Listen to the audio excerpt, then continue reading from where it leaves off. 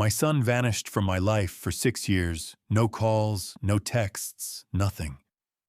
Then one Friday afternoon, he walked into my office without knocking. Accompanying him was a woman he called his wife. The two of them pushed a contract toward me and said, "Sign over 40% of the company shares to me so I can pay off my debts." I was so shocked I could barely breathe, but I stayed calm and made one phone call to find evidence to fight back against them. And that phone call changed my entire life. Thanks for being here. Hit like, subscribe, and tell me where you're watching from. Take care of your health too. Quick note, this is fictional, crafted to explore family betrayal and redemption. Any resemblance to real people is coincidental, but the lessons matter.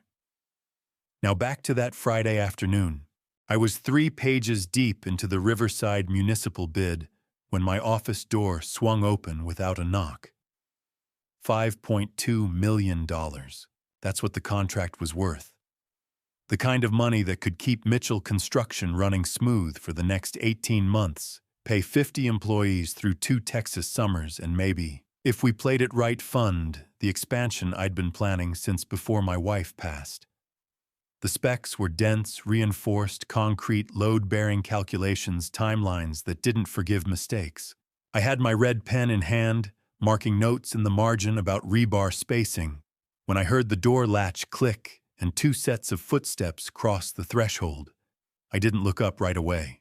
Maria, my office manager, had worked for me for 12 years. She knocked. Always. 3 sharp raps, then she'd wait for my "come in" before turning the handle. Whoever had just walked into my office either didn't know that rule or didn't care. I kept my eyes on the bid. Let them wait. My finger traced the line item for structural steel, but I wasn't reading anymore. I was listening. 2 people. One with a heavier step boots, maybe work boots. The other lighter, deliberate, heels on hardwood. "We need to talk." A man's voice. Low, strained, familiar in a way that made my gut clench before my brain caught up. Now. I set the pen down slowly, lifted my head, and there he was, Robert, my son, 35 years old, standing in my office for the first time in 6 years. He looked thinner than I remembered, the kind of thin that comes from stress, not the gym. His face was harder, the boyish softness I used to see gone, replaced by sharp angles and shadows under his eyes. He wore a blue button-down shirt that looked like it had been ironed once, maybe a week ago, and jeans that hung loose on his hips. His hair needed a cut. His hands were shoved deep in his pockets, shoulders hunched forward like he was bracing for a hit. But it was his eyes that got me.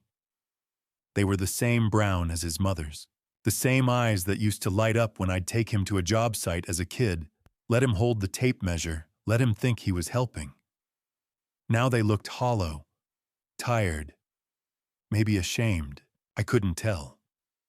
Standing beside him was a woman I'd never seen before, polished in a way that felt intentional. She had dark hair pulled back into a sleek ponytail, sharp cheekbones, and a tailored navy blazer over a white blouse that probably cost more than my work boots. Her posture was perfect, chin up, shoulders back, and when our eyes met, hers didn't waver. No nervousness, no apology for barging in, just a cold, steady assessment, like she was sizing up a job site before putting in a lowball bid. "Robert." I kept my voice even, flat. I wasn't going to give him anything more than that. Not yet. He opened his mouth, but she spoke first. "Mr. Mitchell." Her voice was smooth, professional, the kind of tone you'd use in a boardroom, not a construction office that smelled like coffee and lumber. "I'm Vanessa, Robert's wife." Wife. The word hit me sideways. I hadn't known, hadn't been invited to a wedding, hadn't gotten a phone call, a text, nothing. 6 years of silence, and now this. I leaned back in my chair, folded my arms across my chest. "What do you want?" Vanessa stepped forward, not Robert her, and rested her fingertips on the edge of my desk like she owned the place. Robert owes $350,000. The debt is escalating. Creditors are threatening legal action. We're here because we need your help. I looked past her to Robert. He wouldn't meet my eyes. He was staring at the floor, jaw, clenched hands, still buried in his pockets. Help, I repeated. The word tasted bitter. You haven't spoken to me in 6 years. Now you walk in here and ask for help. We're not asking, Vanessa said, and her tone shifted. Still calm, but colder now. Sharper. We're offering you a solution. You sign over 40% equity in Mitchell Construction to Robert. Tonight. In exchange, we'll manage the debt repayment ourselves. You don't have to give us cash, just the stake. I felt my jaw tighten. My hands resting on the arms of my chair curled into fists. 40%. She wanted 40% of the company I'd built from nothing. The company my wife and I had started in 1985 with a single truck and a dream. The company I'd bled for, missed dinners for, worked 18-hour days for. Get out, I said quietly. Vanessa blinked. Excuse me. I said get out. Both of you. Robert's head snapped up. Dad, please. Don't. I stood, planting both hands on the desk. I wasn't a tall man, 5'10" maybe, but I'd spent 40 years in construction, and my frame still carried the weight of it. You don't get to call me that. Not after 6 years. Not like this. Vanessa's expression didn't change. No surprise. No anger. Just that same cold calculation. Mr. Mitchell, if you don't help Robert, the consequences will be severe. For him. For your family. For your reputation. Is that a threat? It's a reality. I stared at her, then at Robert. He still wouldn't look at me. His hands were trembling in his pockets. I could see the fabric shaking. I took a slow breath. Let it out. When I spoke again, my voice was quieter but harder. Here's what's going to happen. You're going to leave my office. Monday morning, 9 o'clock, you come back. We'll talk. Talk, not negotiate. You don't walk into my place of business and make demands. You want my time, you ask for it. Like adults. Vanessa opened her mouth, but I cut her off. That's the offer. Take it or leave. Silence. 5 seconds that felt like 5 minutes. Vanessa's eyes stayed locked on mine, searching for weakness. I didn't give her any. Finally, she straightened, smoothed her blazer. Fine. Monday, 9 a.m. She turned on her heel and walked toward the door. Robert hesitated, looked at me one last time. I saw something in his face, desperation maybe, or regret. I couldn't tell. Then he followed her out. The door clicked shut. I stood there alone in my office, listening to the hum of the air conditioning and the distant sound of a truck backing up outside. My hands were shaking. I pressed them flat against the desk, felt the cool wood under my palms, and forced myself to breathe. The phone on my desk buzzed. The screen lit up Martin Reynolds. I stared at it for a long moment. Then I picked up. Talk to me. Martin's voice came through clear and steady, the same tone he'd used for 30 years, whenever a project went sideways. No panic. Just focus. I leaned back in my chair, rubbed my free hand across my face. Robert just left. Silence on the other end. Not the empty kind, the kind where someone's processing information they didn't expect. Martin had been my business partner since 1990, my friend even longer. He'd been at my wedding. He'd been at Sarah's funeral. He knew what 6 years of silence meant. You're Robert, he finally said. Your son, Robert. Yeah. What did he want? I exhaled slow. $350,000. Well, not cash. Equity. 40% of Mitchell Construction. His wife, Vanessa, I just met her, says he owes that much in debt, and they need me to sign over a stake in the company to cover it. Another pause. I heard Martin shift in his chair, the creak of old leather. Did you know he was married? No. And he wants 40%, Brandon, that's... I know what it is. Humming. I cut him off, not angry, just tired. I told them no. Set a meeting for Monday morning. They left. What's her last name? The question caught me off guard. Who's? The wife, Vanessa. What's her last name? I realized I didn't know.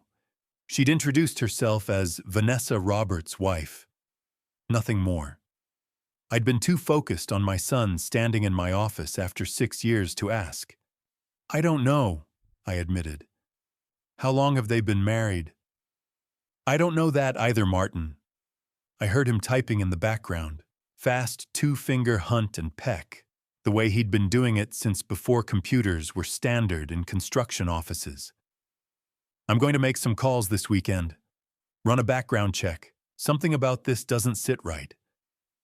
You don't have to. Yes, I do. Brandon, listen to me. You don't walk into someone's office after 6 years and demand 40% of a $12 million a year company without a plan. This isn't desperation. This is calculated. He was right. I'd felt it too, standing there watching Vanessa's cold eyes, the way she'd stepped forward while Robert hung back, the way she'd phrased it, not a request, a solution. But part of me didn't want to admit it. Part of me wanted to believe my son had come back, because he needed his father, not because someone had told him to. Call me tomorrow, Martin said.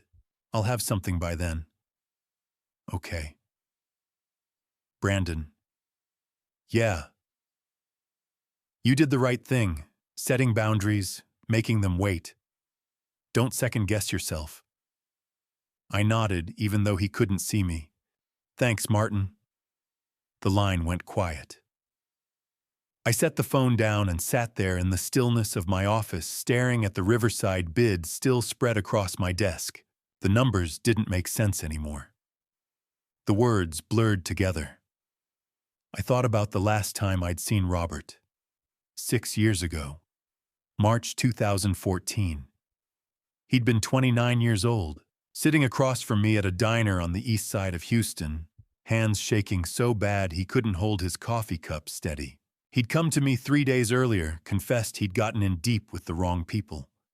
Gambling debts, poker games that started friendly and turned predatory, private loans with interest rates that compounded weekly. Men who didn't take, "I'll pay you next month," as an answer. $350,000. Same number Vanessa had said today. Coincidence or history repeating, back then I'd made a choice. I sold the house Sarah and I had bought in 1987, the house where we'd raised Robert, where his height marks were still penciled on the kitchen doorframe, where his mother had taken her last breath 2 years earlier. I got $240,000 for it. Moved into a smaller place closer to the office. I drained my savings account. Every dollar I'd tucked away for retirement, for emergencies, for the future, I thought I'd have with Sarah before cancer took her. $180,000. Gone. And when that wasn't enough, I went to the bank and took out a $250,000 mortgage against Mitchell Construction. Put my company, my life's work on the line. $620,000 total. I gave it to Robert in a cashier's check. Watched him sign paperwork promising he'd pay back the loan sharks. Watched him swear he'd get help, go to meetings, stay away from the tables. Then I'd told him the hardest thing I'd ever said. You're cut off. Until you get real help, therapy meetings, something, we're done. I can't watch you destroy yourself, son. I won't. He'd looked at me with those brown eyes, his mother's eyes, and I'd seen the hurt there. The anger. The shame. He'd taken the check and walked out of that diner, and I hadn't heard from him since. Not on his 30th birthday. Not on mine. Not on the anniversary of Sarah's passing. Not on Christmas, Thanksgiving, or any random Tuesday in between. 6 years of silence. And now he was back, with a wife I'd never met, asking for 40% of everything I had left. I locked up the office at 6:30. The parking lot was empty except for my truck, a 2015 F250 white, with the Mitchell Construction logo on the door. I drove home on autopilot, barely noticing the traffic on the Gulf Freeway, the strip malls and fast food joints blurring past. My house was dark when I pulled into the driveway, small, single-story, built in the 70s. I'd stopped leaving lights on years ago. No point when it was just me. Inside, I poured 2 fingers of whiskey into a glass. Maker's Mark. Sarah used to joke that I was too cheap to buy the expensive stuff and too stubborn to drink the rail liquor. I sat down at the kitchen table, same table we'd bought at a garage sale in 1986, and set the glass in front of me.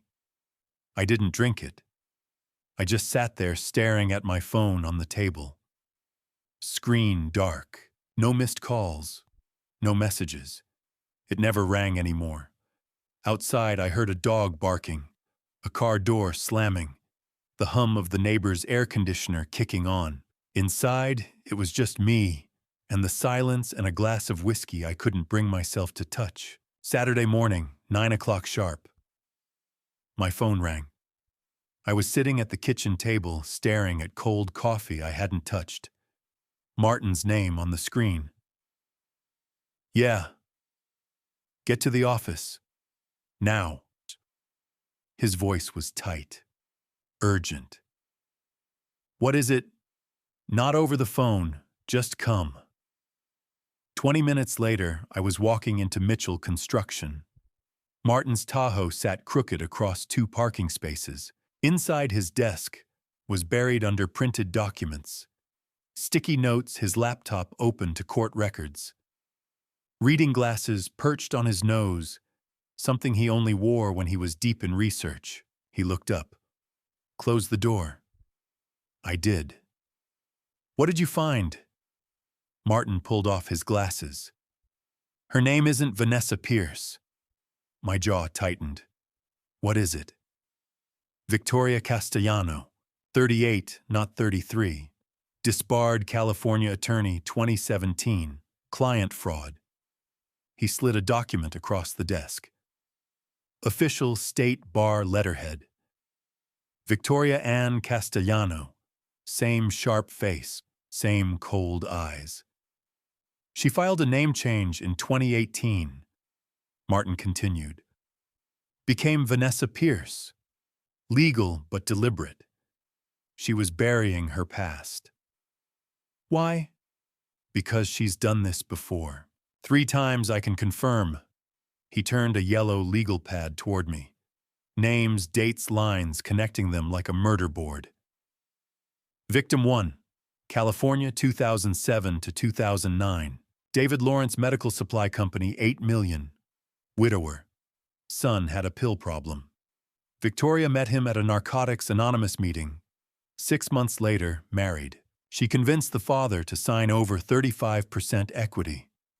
Then they sold it back for $850,000 and divorced. Cold dread settled in my chest. What happened to the father? Heart attack 2010, 61 years old. Martin's voice softened. His daughter Rebecca said the stress destroyed him. She gave me a video statement. He turned his laptop toward me and pressed play. A woman in her late 40s sat on a couch, hands folded, tired eyes, graying hair. My name is Rebecca Lawrence. In 2007, Victoria Castellano targeted my brother when he was at his lowest, fresh out of rehab, trying to get clean. She went to his meetings, made him feel understood. 6 months later, they were married, and she'd convinced my father to hand over 1/3 of our business. She paused, swallowed. My father passed 8 months after they left. My brother relapsed. Victoria destroyed my family for $850,000. The video ended. I stared at the frozen frame. You said 3. Victim 2. Oregon 2010 to 2012. James Kowalski, senior, logging business, 9 million. Widower. Son Michael, gambling problem. Same pattern, met at Gamblers Anonymous. Married. She faked a pregnancy, got the father to sign over 40% equity. When the pregnancy fell through, divorce. 1.2 million settlement. The son. Martin's jaw tightened. Michael Kowalski passed in 2012. Ruled accidental. Sister Margaret believes he couldn't live with the guilt. Jesus. She also gave a statement. He clicked play again. A woman in flannel on a porch swing fireplace behind her. My name is Margaret Kowalski. In 2010, Vanessa Pierce married my brother Michael. He was struggling with gambling. She told him she was pregnant. My father wanted to give his grandson a future, so he signed over 40% of our business. Her voice cracked. There was no baby. She took the money and left. We lost Michael 2 years later. She's a predator. She finds broken men and destroys them. Tears streaked her face. The video stopped. My hands were shaking. Victim 3. Martin said quietly. Raymond Huang, Nevada 2013 to 2014. Casino owner, 15 million. Widower. Son with gambling addiction. Vanessa made her move, but Huang hired a PI early. She'd stolen $400,000 before they caught her. Fled before charges were filed. I looked at the legal pad. 3 families. 3 widowed fathers. 3 addicted sons. 1 father gone. 1 son gone. And now Robert.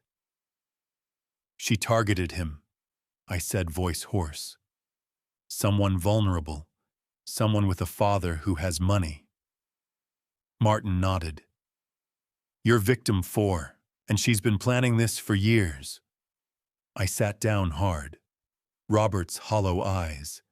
Vanessa's cold demand. 40%. How did she find him? I asked. How did she know about us? Martin closed his laptop. I don't know yet. Tomorrow.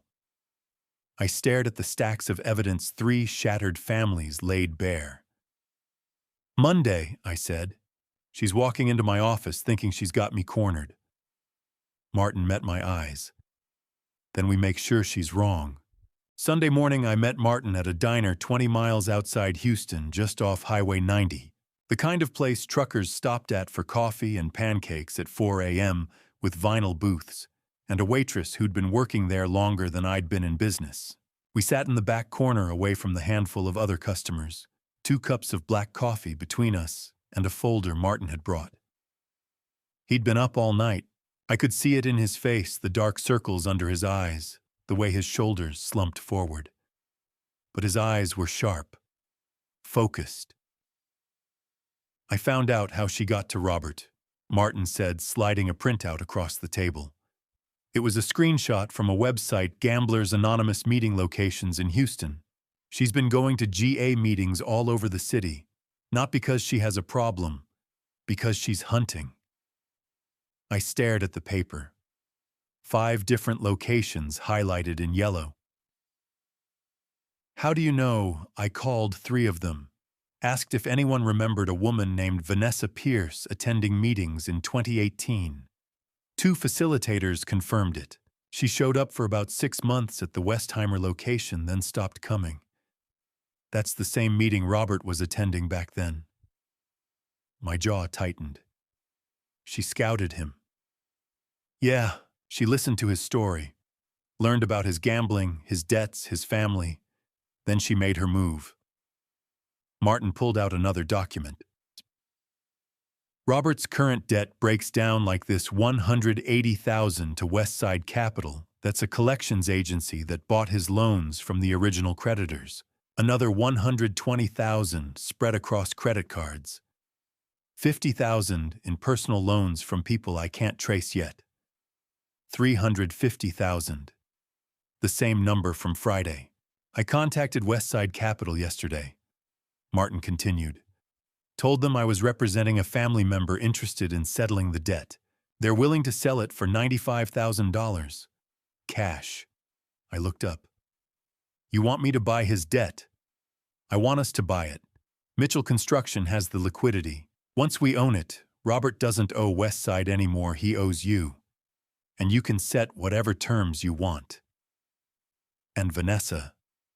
She doesn't know. She thinks you're coming to the table Monday with nothing but guilt and fear. We're going to let her keep thinking that. Martin leaned forward. Texas is a one-party consent state. You can record the meeting without telling them. Everything she says, every threat she makes, it's all admissible. What's the play? We draft documents that look like an equity transfer. 40% of Mitchell Construction signed over to Robert.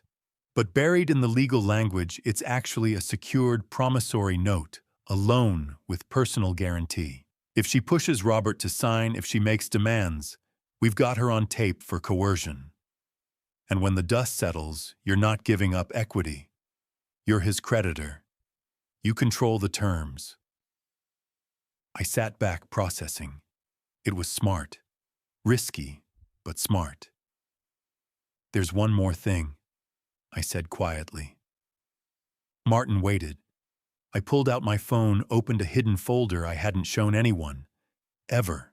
6 years ago when I told Robert we were done, I didn't tell him the whole truth. I turned the phone toward Martin. The folder was labeled Robert, Support. Inside were bank statements, emails, receipts.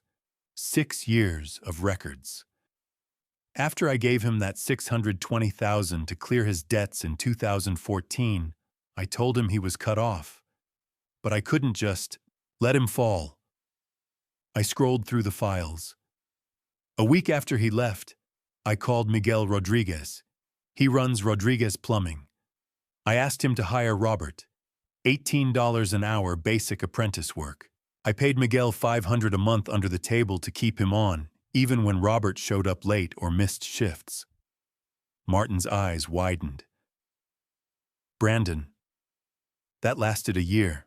When Miguel's contracts dried up, I called Tom Henderson, Henderson Electric. Same deal. $400 a month. Robert worked on the Westheimer project. He didn't know I was the general contractor. I kept scrolling. Then Roger Walsh at Prestige Property Management. Leasing agent job. $300 a month. That was 2016 to 2017. Then Daniel Foster at Gateway Commercial Real Estate. $200 a month. That one lasted 2 years, right up until Robert met Vanessa. Martin was staring at me. How much total? $28,000 over 6 years. None of them told Robert. They all said he was a decent worker, good with his hands, reliable until 2018. Then he started missing shifts, showing up distracted. Every one of them said the same thing: something changed when the woman came into his life. Jesus, Brandon, you never abandoned him. I was angry. I said, my voice rough. I was furious at the choices he made. But he's my son. Sarah would have never forgiven me if I just walked away. So I didn't. I stayed in the shadows. I made sure he had work even if he didn't know it was me. Martin closed the folder, slid my phone back. Does Vanessa know about this? No way she could. The contractors never told Robert, and I paid them through personal checks, not company accounts. Then we use it. Martin's voice was firm. Monday morning, when she's sitting there making demands, thinking she's got you cornered, you show Robert what you've been doing. You prove she's been lying to him, that you never sabotaged him, that you've been protecting him the whole time. I nodded slowly. It felt like exposing a wound. But Martin was right. We do this tomorrow, Martin said. I'll call Westside Capital first thing wire the 95,000 by noon. I'll draft the loan documents and have them ready by 8 a.m. Monday. You bring the recording device. We sit down with them at 9, and we end this. I met his eyes across the table. 30 years of friendship. 30 years of building something together. He'd been there when Sarah passed. He'd been there through every hard decision I'd ever made. Thank you, I said. He reached across the table, shook my hand. Monday, 9 a.m. We protect your son even if he doesn't see it yet. I left the diner and didn't go home. I drove to the Riverside site, the $5.2 million project half-framed empty on a Sunday afternoon. I needed to stand in the middle of something real, something I'd built with my own hands. Because tomorrow I was going to fight for my son. The Riverside site was quiet in the late afternoon sun. Steel beams rose 20 feet into the air, skeletal and unfinished, casting long shadows across the concrete foundation. No walls yet. No roof. Just the bones of something that would eventually become a municipal services building, offices, meeting rooms, a public records archive. $5.2 million worth of work. And we were only 3 months in. I walked through the frame boots, echoing on the poured concrete. The air smelled like metal and dust, and that particular scent of raw construction, sawdust and diesel and possibility. I'd spent my entire adult life on sites like this, watching empty lots turn into something real. Something that would still be standing 50 years from now. I stopped in what would eventually be the main lobby, looked up at the exposed beams. Sarah and I had started Mitchell Construction in 1985. One truck. A $10,000 loan from her father. A dream we'd built together, working 18-hour days, 7 days a week for the first 5 years. She'd done the books while I framed houses. We'd brought Robert to job sites in a car seat, let him nap in the truck while we poured foundations. She'd been gone 8 years now.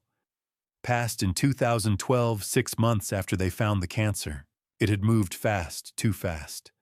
Colon, then liver, then everywhere. By the time we caught it, there was nothing to do but make her comfortable and say goodbye. Robert had been 27 then, still working, steady, still hopeful. He'd fallen apart after she was gone. We both had in different ways. I'd buried myself in work. He'd buried himself in poker tables and bets he couldn't afford. I wondered, standing there in the empty frame of a building that didn't exist yet, if things would have been different if Sarah had lived. Would Robert have turned to gambling? Would he have met Vanessa? Or would Sarah's presence, her warmth, her stubborn belief that our son could be better, have kept him grounded? I pulled out my phone, opened the folder Martin and I had talked about this morning. Robert, support. 6 years of bank statements and emails. I scrolled through them slowly, looking for a pattern I'd missed. Rodriguez Plumbing, 2014 to 2015. Robert worked 48 weeks, called in sick 6 times. Miguel's note said, "Good kid, just needs structure." Henderson Electric, 2015 to 2016. Robert worked 50 weeks, no absences. Tom's note said, "Reliable picks, things up fast." Prestige Property Management, 2016 to 2017. Robert worked 11 months, started missing showings in the last 2. Roger's note said, "Great with tenants until he got distracted." Gateway Commercial Real Estate, 2018 to 2020. Robert worked solid for the first 6 months. Then the absences started. Daniel's notes from October 2018 said, "Rob's changed. Doesn't return calls. Looks exhausted." October 2018. That lined up with when Martin said Vanessa had been attending the GA meetings. She hadn't just found Robert, she'd dismantled him, piece by piece. My phone buzzed. Email from Martin. Subject line, "One more thing." I opened it. "Brandon, my P. I followed her to a coffee shop this afternoon, Magnolia on Kirby. She left a journal on the table when she went to the bathroom. He had 3 minutes, took photos of every page. Forwarding now. This is bad. Attached were 12 images. I clicked the first one. Handwriting, neat, deliberate. Vanessa's. March 12, 2020. R's father equals Brandon Mitchell, 62, widower. Mitchell Construction, LLC, $12 million annual revenue. Owns company outright, no board, no partners, except CFO, Martin Reynolds, minimal equity. Vulnerable. No wife, estranged son. Perfect target. I felt my chest tighten. I clicked to the next photo. April 3, 2020, trigger gambling relapse.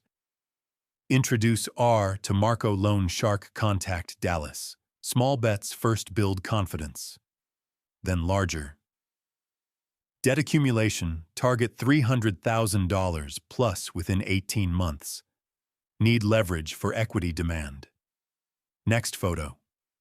September 7, 2020. Debt at $220,000. Escalate. Marco pushing hard. R stressed. Good. Stress equals desperation. Desperation equals compliance.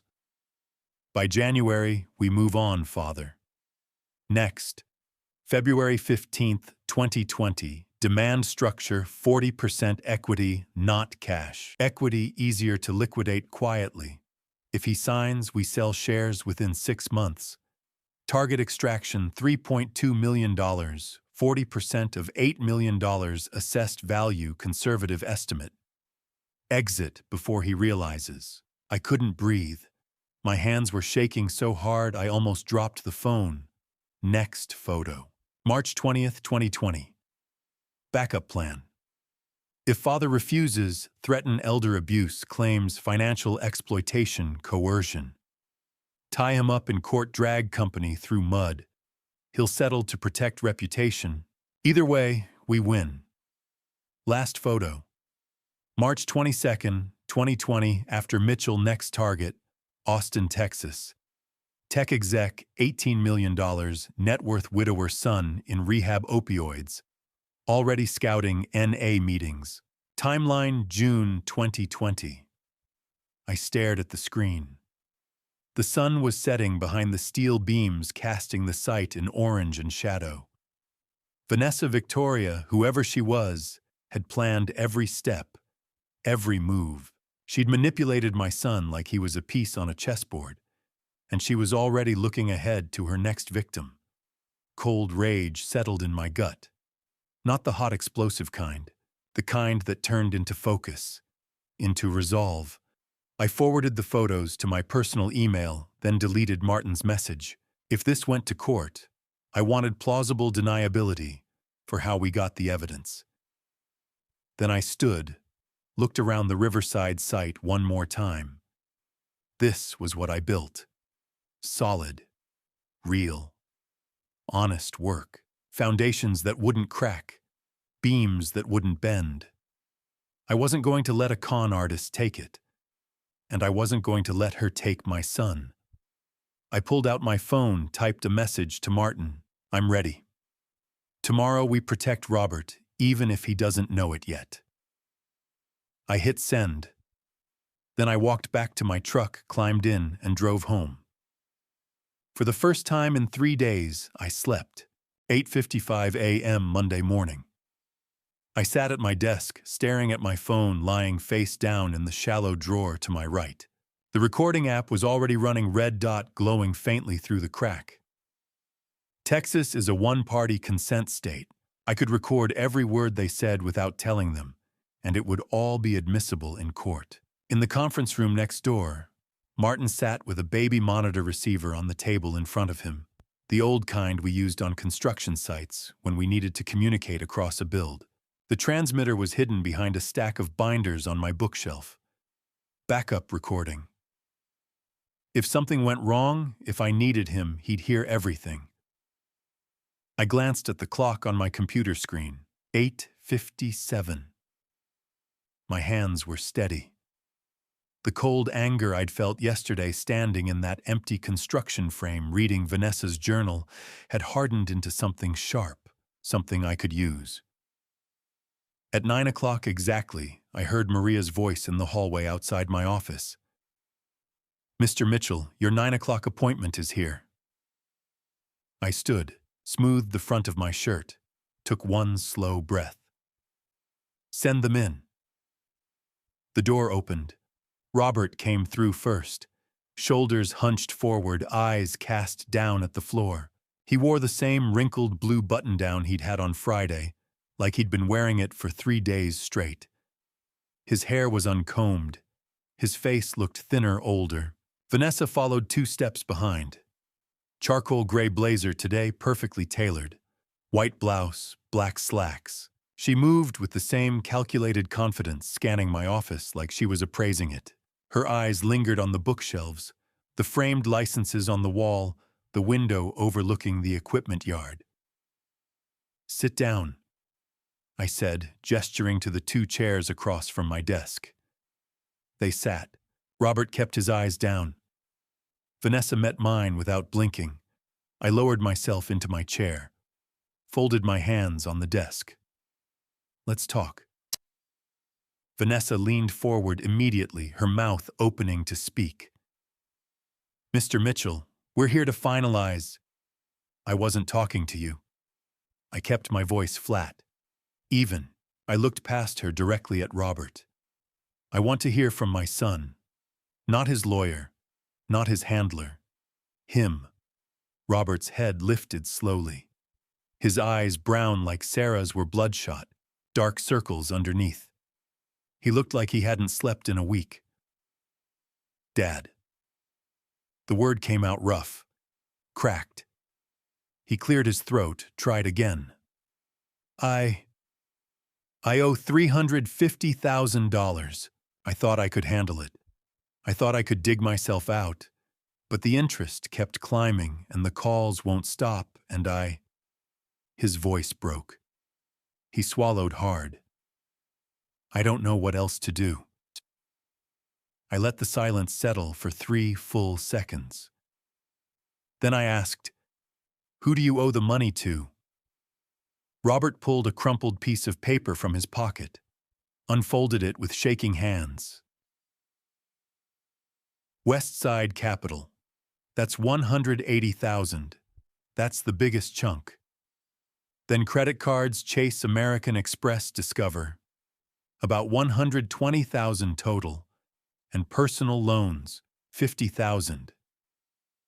Personal loans from who? Khalif friends. A guy named Marco in Dallas. Some other people." Marco. The name from Vanessa's journal. The loan shark she'd introduced him to deliberately. I kept my expression neutral. Didn't react. "How did you meet Vanessa?" I asked. Robert glanced sideways at her, then back to me. "Gamblers Anonymous? Spring of 2018. I was trying to get help. She was at the same meeting. She understood what I was going through." "She understood?" "Yeah. She'd dealt with it before. Or her brother had. I don't remember exactly, but she didn't judge me. She just listened. She helped me." I shifted my gaze to Vanessa. She was watching me carefully, expression unreadable. "What's your full legal name?" I asked her directly. A pause, just a fraction of a second too long. "Vanessa Pierce." "Maiden name?" "That's not relevant to this discussion, Mr. Mitchell." "I think it is." Her jaw tightened slightly. "We're here to resolve Robert's financial situation, not discuss my personal, your full legal name," I repeated slower this time.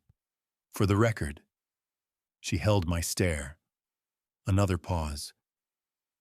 "Pierce. Vanessa Marie Pierce." I picked up the pen on my desk, wrote slowly on the legal pad in front of me, spoke aloud as I wrote each word. "Vanessa Marie Pierce. Maiden name. I paused deliberately. Unknown. I set the pen down. Vanessa's expression didn't change, but I saw the slight tension in her shoulders. I turned back to Robert. Do you know what happened to David Lawrence Jr. in California? Robert blinked. Confusion spread across his face. Who? David Lawrence Jr. His father owned a medical supply distribution company in San Diego. $8 million operation. I kept my tone conversational. What about Michael Kowalski, Oregon? His father ran a logging business. I don't... Robert looked at Vanessa, then back at me. I don't know who those people are, Dad. I've never heard those names. I leaned back in my chair, looked directly at Vanessa. Your wife does. Vanessa didn't flinch, but I saw it a flicker in her eyes. Just for a split second. She was calculating. Deciding whether to deny, deflect, or attack. She chose deflection. Mr. Mitchell, she said, voice calm, measured, professional. I don't know what you're implying, but we didn't come here to play games. Robert is in a desperate situation. You have the resources to help him. We're offering you a clean solution transfer, 40% equity in Mitchell Construction to Robert, and we'll manage the debt repayment ourselves. No cash out of your pocket. No impact on your day-to-day operations. Everyone walks away whole. Except I lose 40% of my company. You invest 40% in your son's future, she corrected smoothly. Think of it as an early inheritance. It's his birthright. You're simply formalizing it now when he needs it most.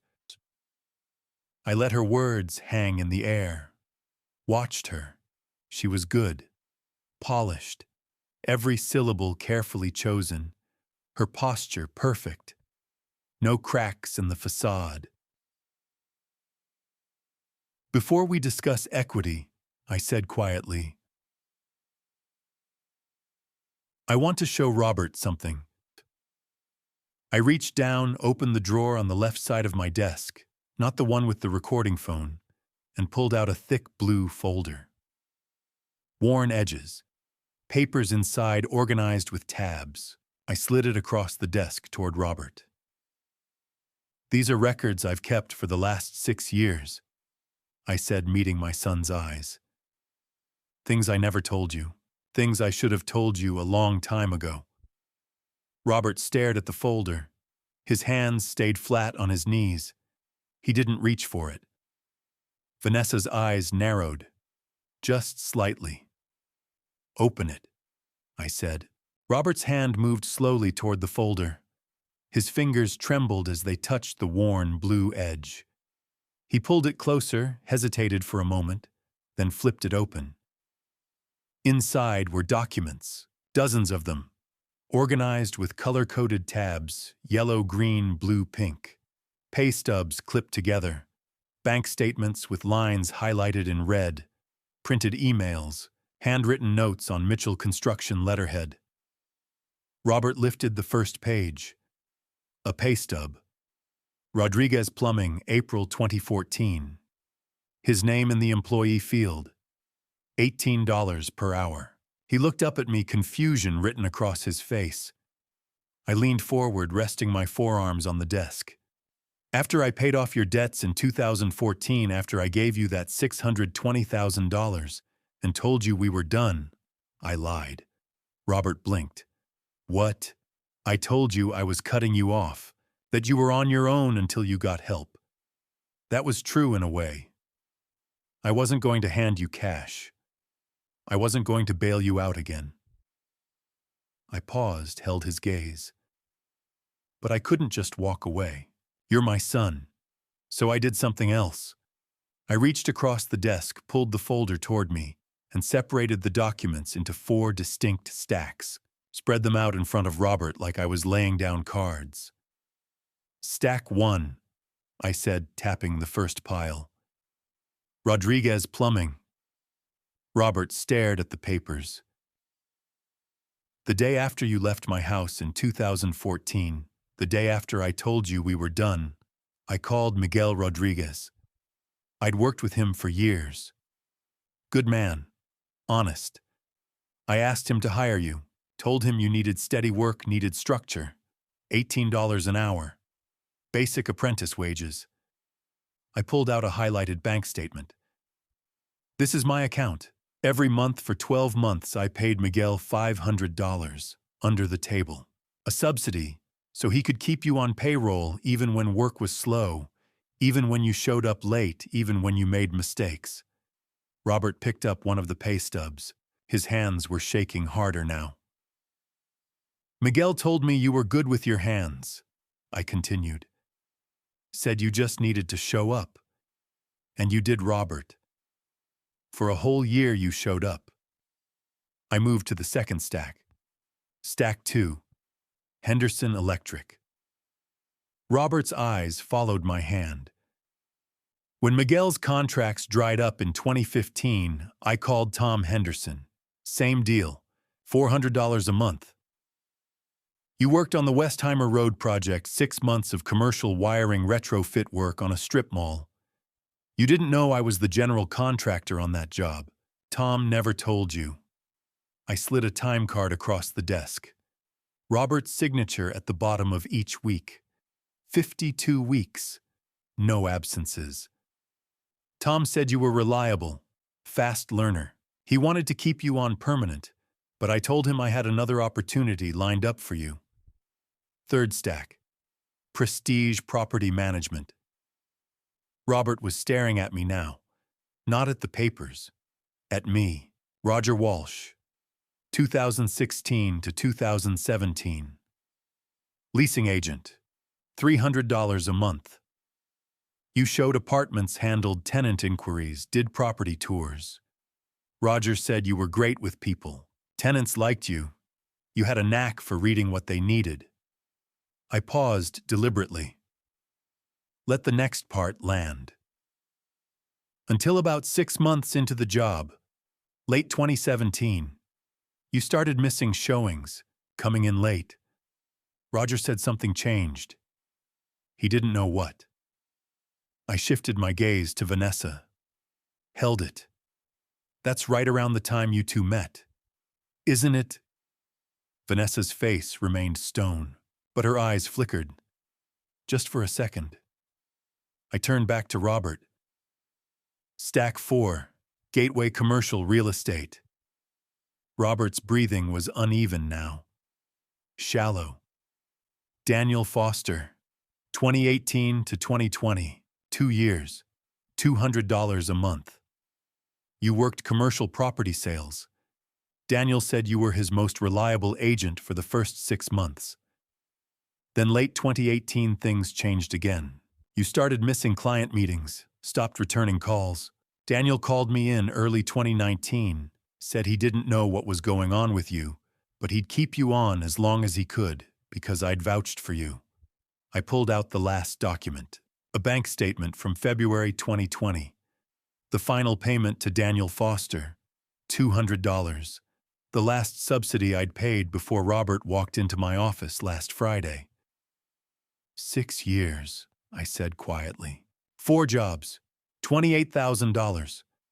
I paid these men to give you a chance, to give you work, to keep you standing. Robert's eyes were wet. His jaw was working, but no sound came out. I never abandoned you, I said, and my voice was rougher now, the emotion breaking through. I was angry. I'm still angry at some of the choices you made. But I never stopped trying to help you. I never stopped believing you could get back on your feet. Vanessa spoke for the first time since we'd opened the folder. Her voice was sharp, controlled. This is manipulation, Robert. He's trying to make you feel guilty. He's rewriting history to know. I cut her off without looking at her. I kept my eyes on my son. I'm not rewriting anything. I'm showing him the truth you've been hiding from him. Robert picked up one of the emails. It was from Roger Walsh, dated November 2017. Brandon, Rob missed another showing today. Third one this month.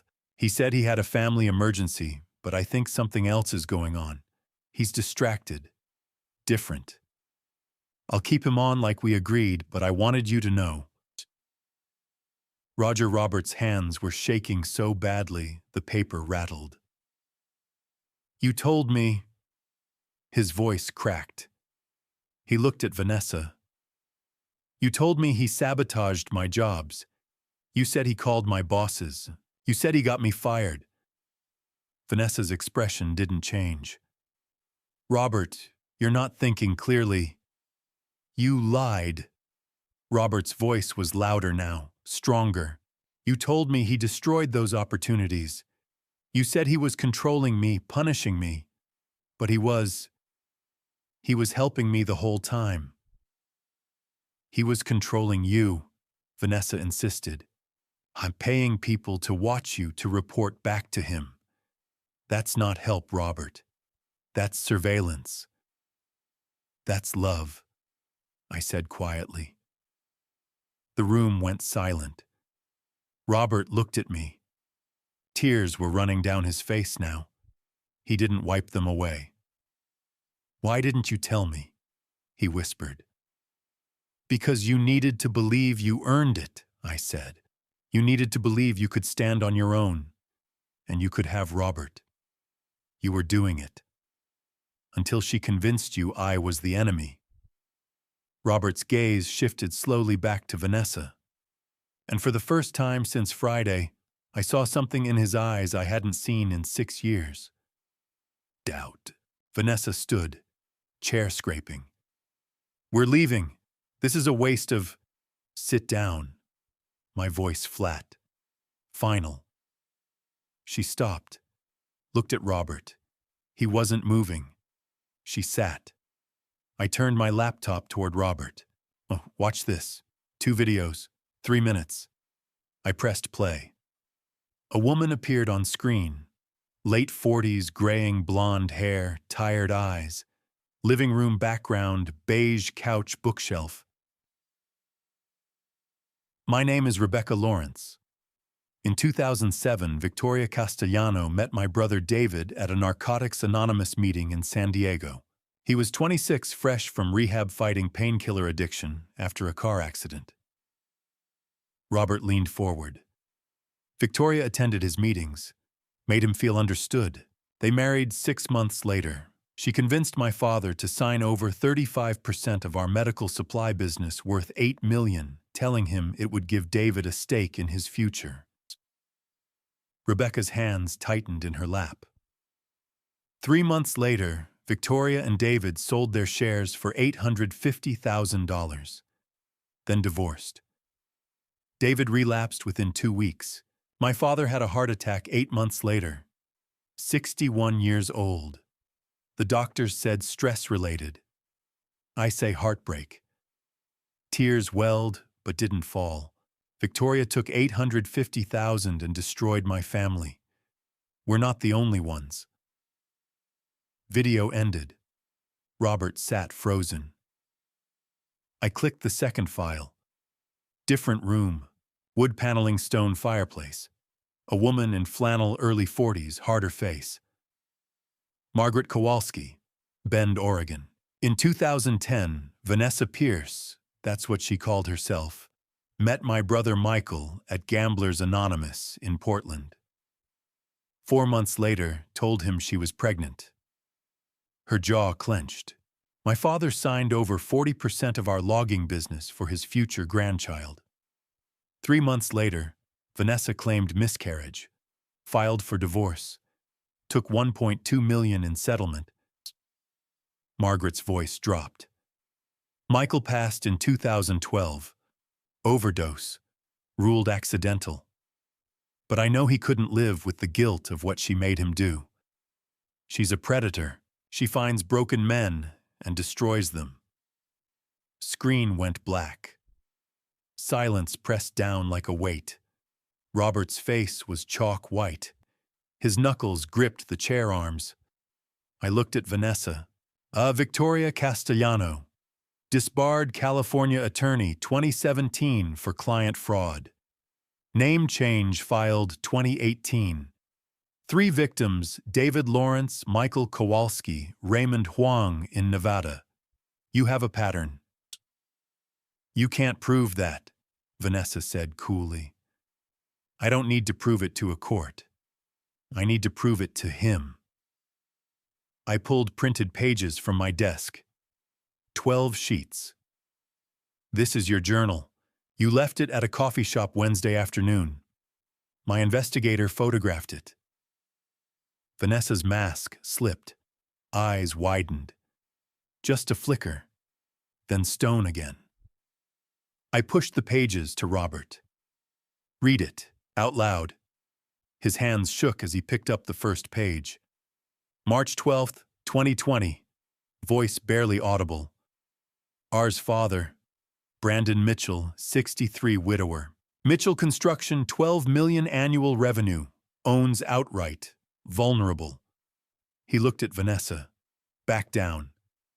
April 3rd. Trigger gambling relapse. Introduce R to Marco Loan Shark Contact Dallas. Build debt 300,000 plus. Need leverage for equity demand. Voice cracking now. September 7. Debt 220. Escalate. Marco pushing. R stressed. Good. Stress equals desperation. Desperation equals compliance. Next page. Hands rattling the paper. February 15th. Demand 40% equity, not cash. Easier liquidate. If he signs sell shares 6 months. Target extraction $3.2 million. Robert stopped, pages trembling. You planned this, voice breaking. All of it Marco's poker games you introduced me. Said he was a friend. The loans you co-signed them. You said you were helping me manage. He couldn't finish. Vanessa said nothing. Stone face. She wasn't helping you, I said quietly. She created your debt, built it deliberately, so she could walk you in here and demand 40%. 3.2 million. That was her target.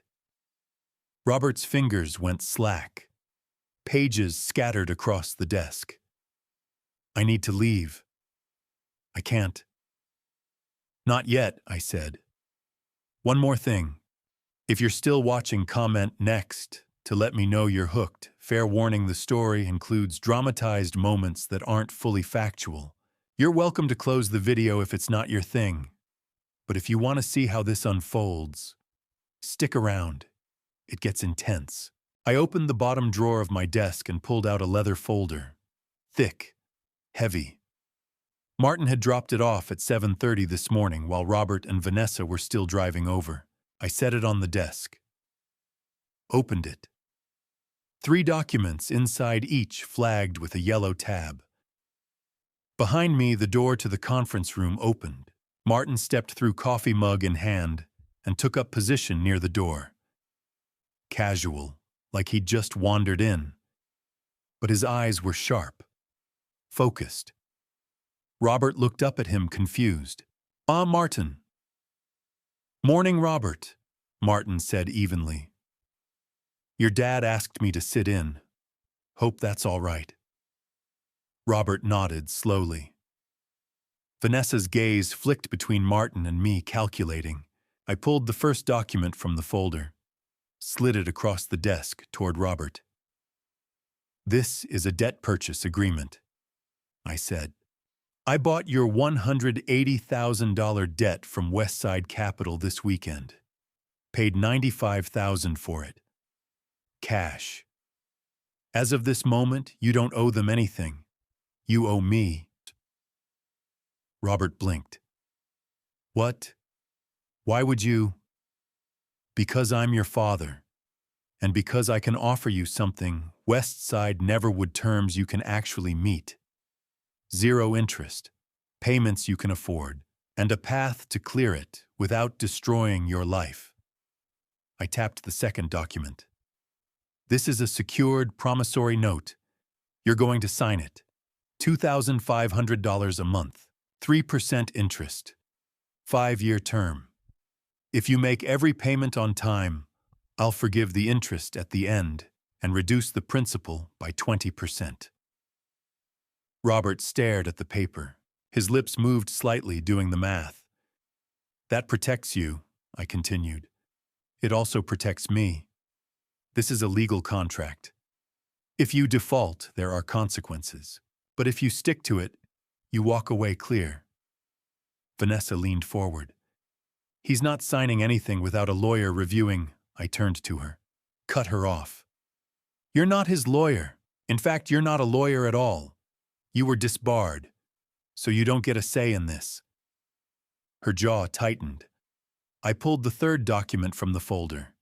This one was thicker. Clipped together. I slid it toward Robert but kept my eyes on Vanessa. This, I said, is a petition for divorce, filed on behalf of Robert Mitchell citing fraud, misrepresentation, and coercion in the inducement of marriage. Attached is an emergency motion to freeze all jointly held assets pending a full investigation into financial misconduct. Vanessa's eyes went wide, just for a split second. Then her mask slammed back down. You can't, she started. I'm not filing it, I interrupted. Robert is, if he chooses. I shifted my gaze to my son. His face was pale, drawn, but his eyes were clearer than they'd been in days. I can't make you leave her, Robert, I said quietly.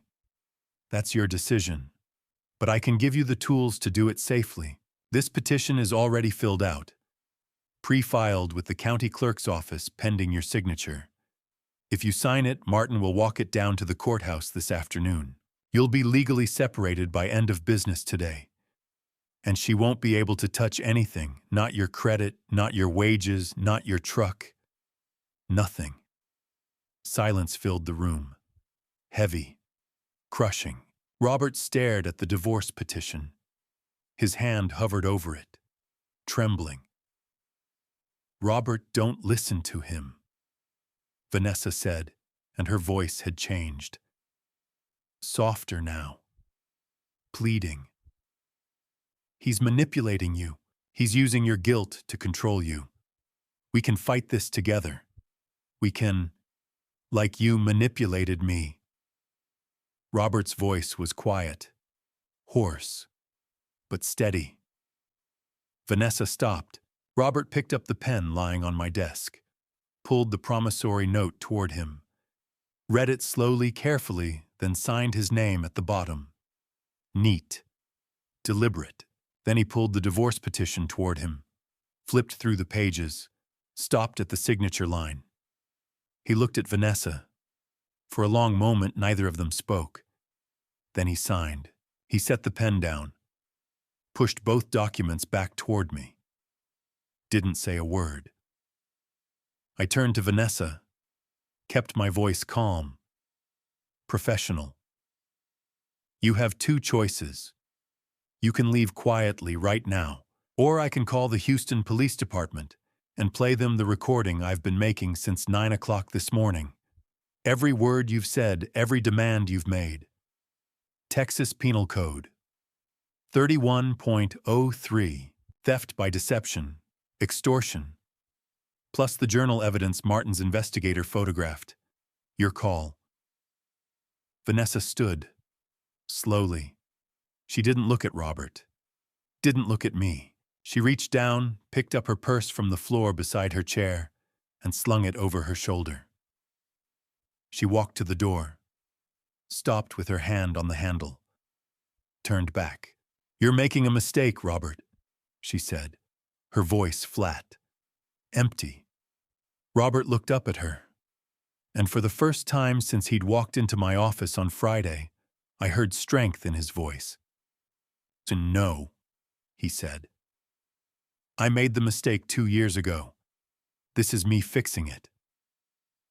Vanessa held his gaze for 3 seconds. Then she turned the handle and walked out. The door clicked shut behind her.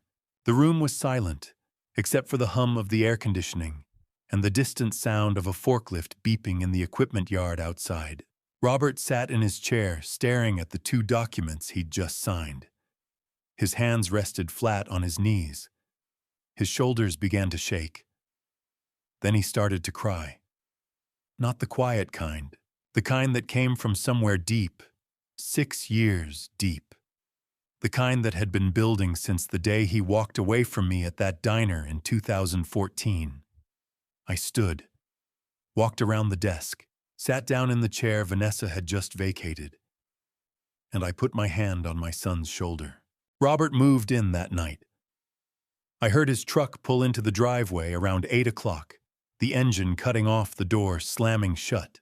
I was sitting at the kitchen table with a cup of coffee I hadn't touched, still thinking about the way he'd broken down in my office, the way his shoulders had shaken, the way 6 years of pain had come pouring out all at once.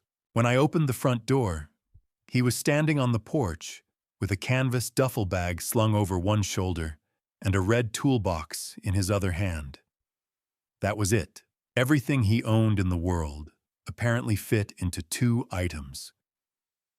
"Hey," he said quietly. "Come in." He stepped inside, looked around like he was seeing the place for the first time. It was the same house I'd bought after selling the one he grew up in. Small, plain. 3 bedrooms, 1 bath, built in the 70s. Nothing fancy. "Guest rooms down the hall," I said. "Second door on the left." "Thanks." He walked down the hall, disappeared into the room, and closed the door. I stood there for a minute, listening to the sound of him moving around. Footsteps, the creak of the bed frame. Then silence. The first 3 days were quiet. Too quiet. Robert slept most of the time. 14, 15 hours a day. I'd hear him get up around noon, shuffle to the bathroom, then go back to bed. He barely spoke. Barely ate. I'd leave food on the counter, sandwiches, leftovers, and most of it would still be there in the morning. I didn't push. Dr. Lin had warned me during our first joint session on Wednesday. He's been running on adrenaline and fear for 2 years. Now that he's safe, his body's going to shut down. Let him rest. So I let him rest. On the 4th day, I came home from work around 6 and found him outside in the backyard.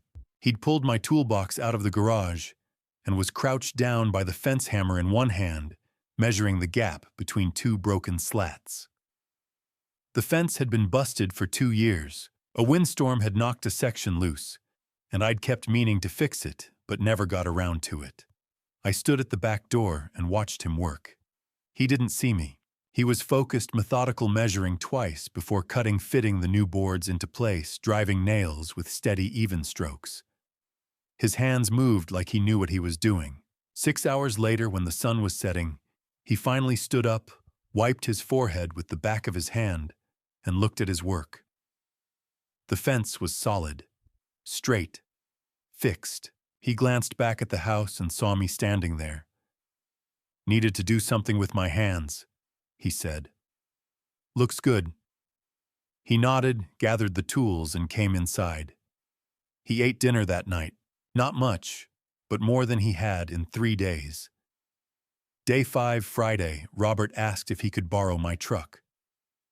"Where are you going?" I asked. "Gamblers Anonymous meeting, St. Mark's Church, 7 p.m. I handed him the keys. "You want me to come with you?" "No. I need to do this myself." He left at 6:30 and didn't come back until 9:15. When he walked in, he looked lighter, not happy exactly, but less weighed down. "How'd it go?" I asked. "Good. I got a new sponsor. His name's Frank. He's been clean from gambling for 11 years. "That's good, Robert. That's really good." He nodded, handed me the keys, and went to his room. Saturday morning, I brought it up over coffee. "I want you to see someone," I said. "A therapist. Her name's Dr. Lin. She specializes in trauma and addiction." I've been seeing her since your mother passed. Robert looked up from his mug. You've been seeing a therapist. For 8 years. Helped me more than I thought it would. He was quiet for a minute. I don't know if I'm not asking you to go alone, I interrupted. I want us to do a session together, just one. If you hate it, we never go back. He stared at his coffee. Then slowly, he nodded. Okay. One session. Sunday evening, we sat in the living room. No TV, no distractions. Just the two of us and the hum of the air conditioner. Robert was the one who spoke first. Why did you do it? He asked. Why did you buy my debt? I set my coffee cup down. Because $95,000 is nothing compared to losing you. He looked at me, and I saw the doubt in his eyes. The question he'd been carrying for 6 years. I thought you hated me, he said quietly. After everything I did, the gambling, the money, the way I walked out on you, I thought you were done with me. I was angry, I said. I'm still angry at some of the choices you made. But I never stopped loving you, Robert. Not for one single day in 6 years. His eyes welled up. He looked away, rubbed his face with both hands. I don't deserve that, he whispered. You're my son. You don't have to deserve it. We sat there in the silence for a long time. Outside, I could hear a dog barking, a car driving past, the neighbor's sprinkler system clicking on. Finally, Robert spoke again, his voice rough, tired. I keep getting these headaches, he said, almost like he was talking to himself. Past year, maybe longer. They're bad, really bad. I looked at him. You see a doctor about it? No. Vanessa said it was stress, from the debt, from everything. She gave me pills to help me sleep. Said they'd help with the headaches, too. Something cold settled in my chest. What kind of pills? I don't know. She bought them. Sleep aids, she said. I'd take one before bed and be out cold. I kept my face neutral. Didn't let him see the alarm bells going off in my head. You still taking them? No. I haven't had any since I left. Actually. He paused, rubbed his temples. The headaches are getting better. Not as bad as they were. I filed that away. Didn't push. Not yet. If they come back, I said carefully, we'll get you to a doctor, real doctor, get you checked out. Yeah. Okay. Monday morning, I woke up to the sound of the coffee maker running. It was 5:45 a.m.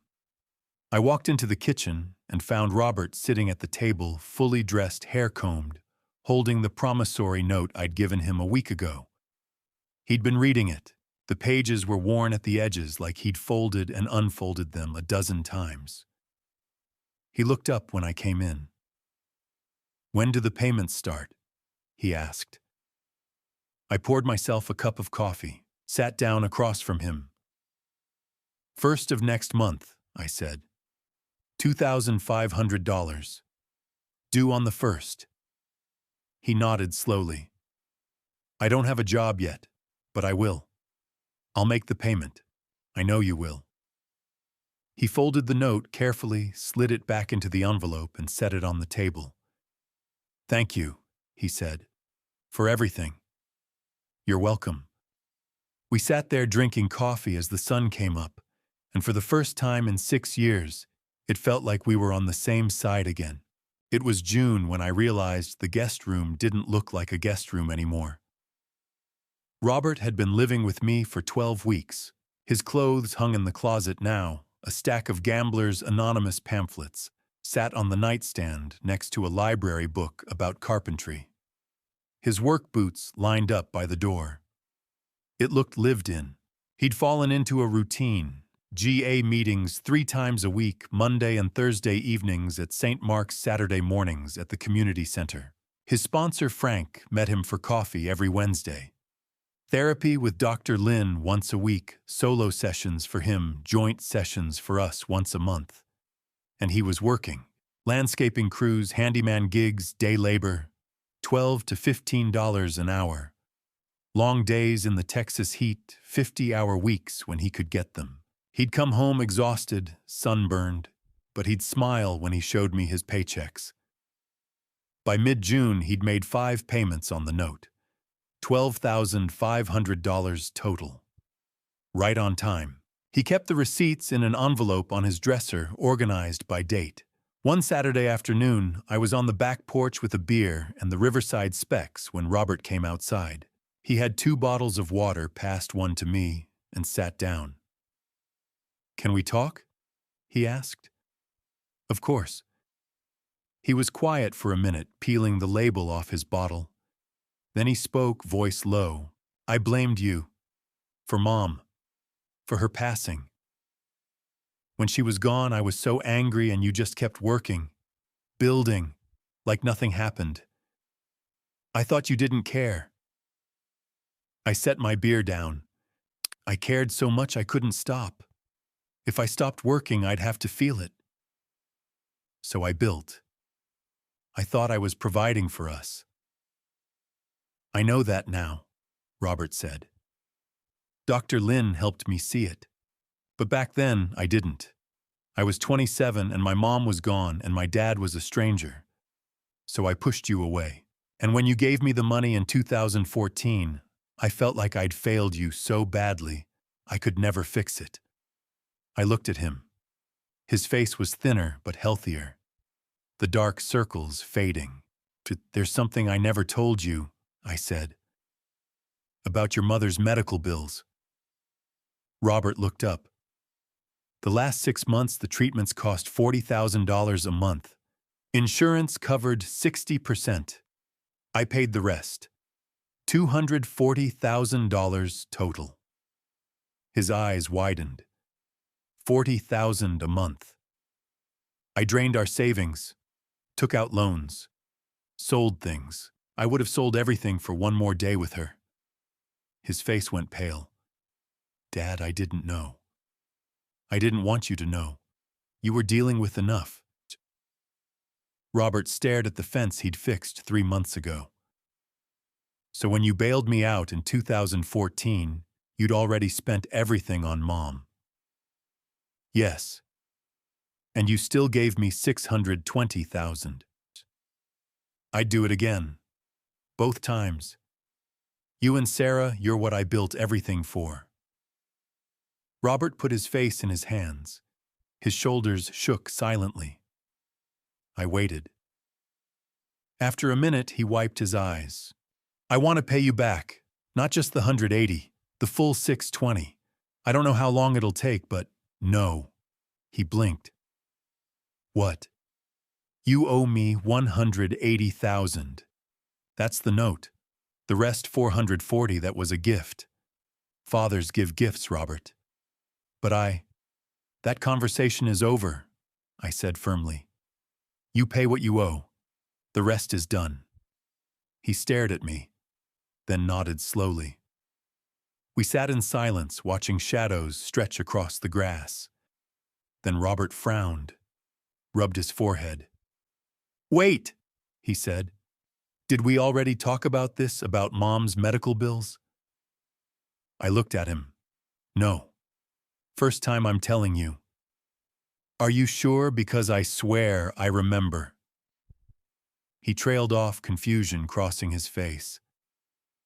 "I could have sworn we had this conversation. Maybe last week." "We didn't." He rubbed his temples. "That's been happening a lot. I remember things that didn't happen. Or I don't remember things I did. Like there are gaps." Something cold slid down my spine. "How long?" "I don't know.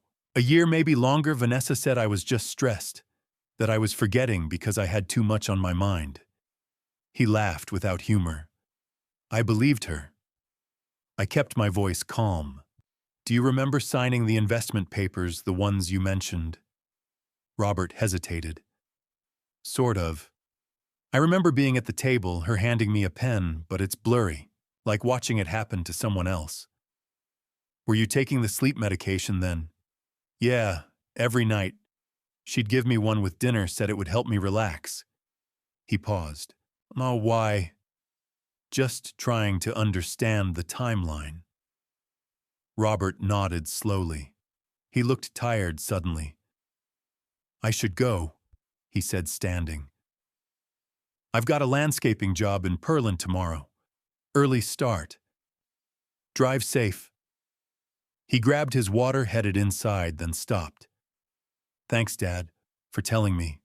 About Mom. About everything. You're welcome. He left. A minute later, I heard his truck start up, the engine fading as he pulled away.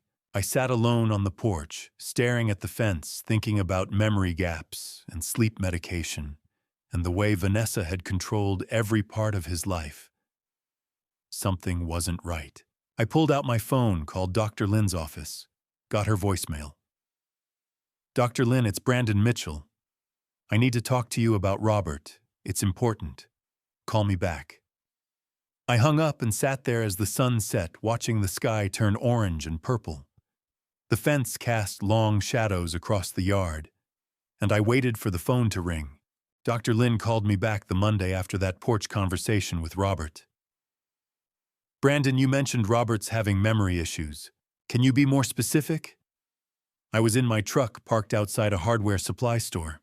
I described what Robert had told me, the gaps, the déjà vu, the blurry memories of signing documents while on sleep medication. How long has he been off the medication? She asked. 3 months, since he moved in with me. And the headaches? He says they're getting better. There was a pause. Then, Brandon, I'd like Robert to get a physical exam. Full blood work. I'm concerned about what was in those pills Vanessa gave him.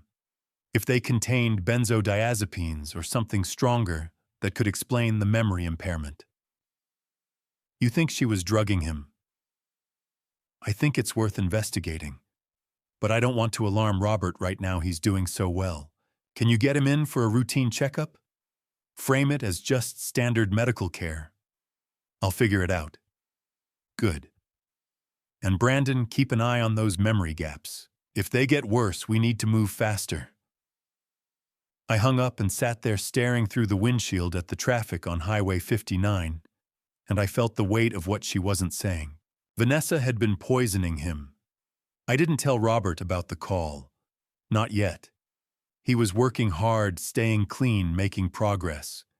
I didn't want to break him with something he couldn't change, but I kept Dr. Lynn's words in the back of my mind, and I waited for the right moment. By September, Robert had been working landscaping crews all summer. $15 an hour, sometimes $16, if the job was commercial. 50-hour weeks in the brutal Texas heat, mowing lawns, trimming hedges, laying sod for new subdivisions in Katy and Sugarland. He'd come home exhausted every evening, grass stains on his jeans, dirt under his fingernails. But he was proud. By the end of August, he'd made 6 payments on the note, $15,000, and saved another $8,000 in a separate account. One Friday evening, he came home and found me at the kitchen table with bid proposals. The Riverside project was moving into foundation and framing, and we needed to expand the crew. Robert grabbed a beer, sat down. Big project. Yeah, Riverside. 5.2 million. We're behind schedule. I need 8 more guys for the next 6 months. He nodded, took a sip. I set my calculator down. I want to hire you. Robert blinked. What? $18 an hour. 45 hours a week, guaranteed. You'd report to Marcus Thompson, he's the site foreman. Concrete work, framing whatever needs doing. It's hard work. Robert was quiet.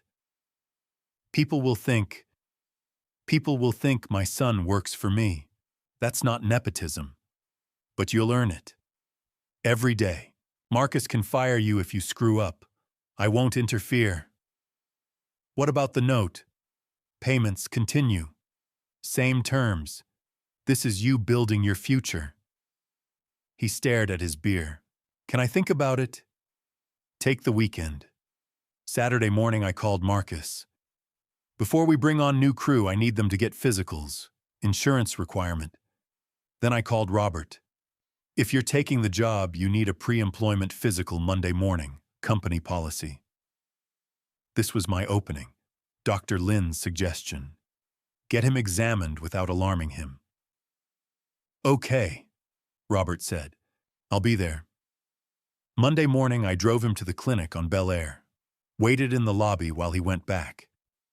30 minutes later, he came out with paperwork. How'd it go? Fine. Standard stuff. They took blood for lab work. Results in a few days. Thursday afternoon, Dr. Patel from the clinic called. Mr. Mitchell, I'm calling about Robert's blood work. Everything's normal, liver, kidneys all clear. But we found trace amounts of benzodiazepines. My grip tightened on the phone. What does that mean? Benzodiazepines are sedatives. Xanax, Valium, Ativan. Prescribed for anxiety or insomnia. Does Robert have a prescription? No. The levels are low trace amounts. Could be residual from months ago, but he mentioned headaches and memory issues during the exam. Benzodiazepines cause both especially long-term or high doses. What should I do? Follow up with his primary care. But Mr. Mitchell, he said his wife gave him sleep aids. If she was giving him benzodiazepines without a prescription, that's illegal. Those are controlled substances. Long-term use causes cognitive impairment. Is it permanent? Usually reversible once someone stops. Takes months, though. Thank you, Dr. Patel. I hung up and sat in my truck staring at nothing. Benzodiazepines, controlled substances, memory impairment. Vanessa had drugged him for over a year, and he didn't know. I didn't tell Robert, not yet.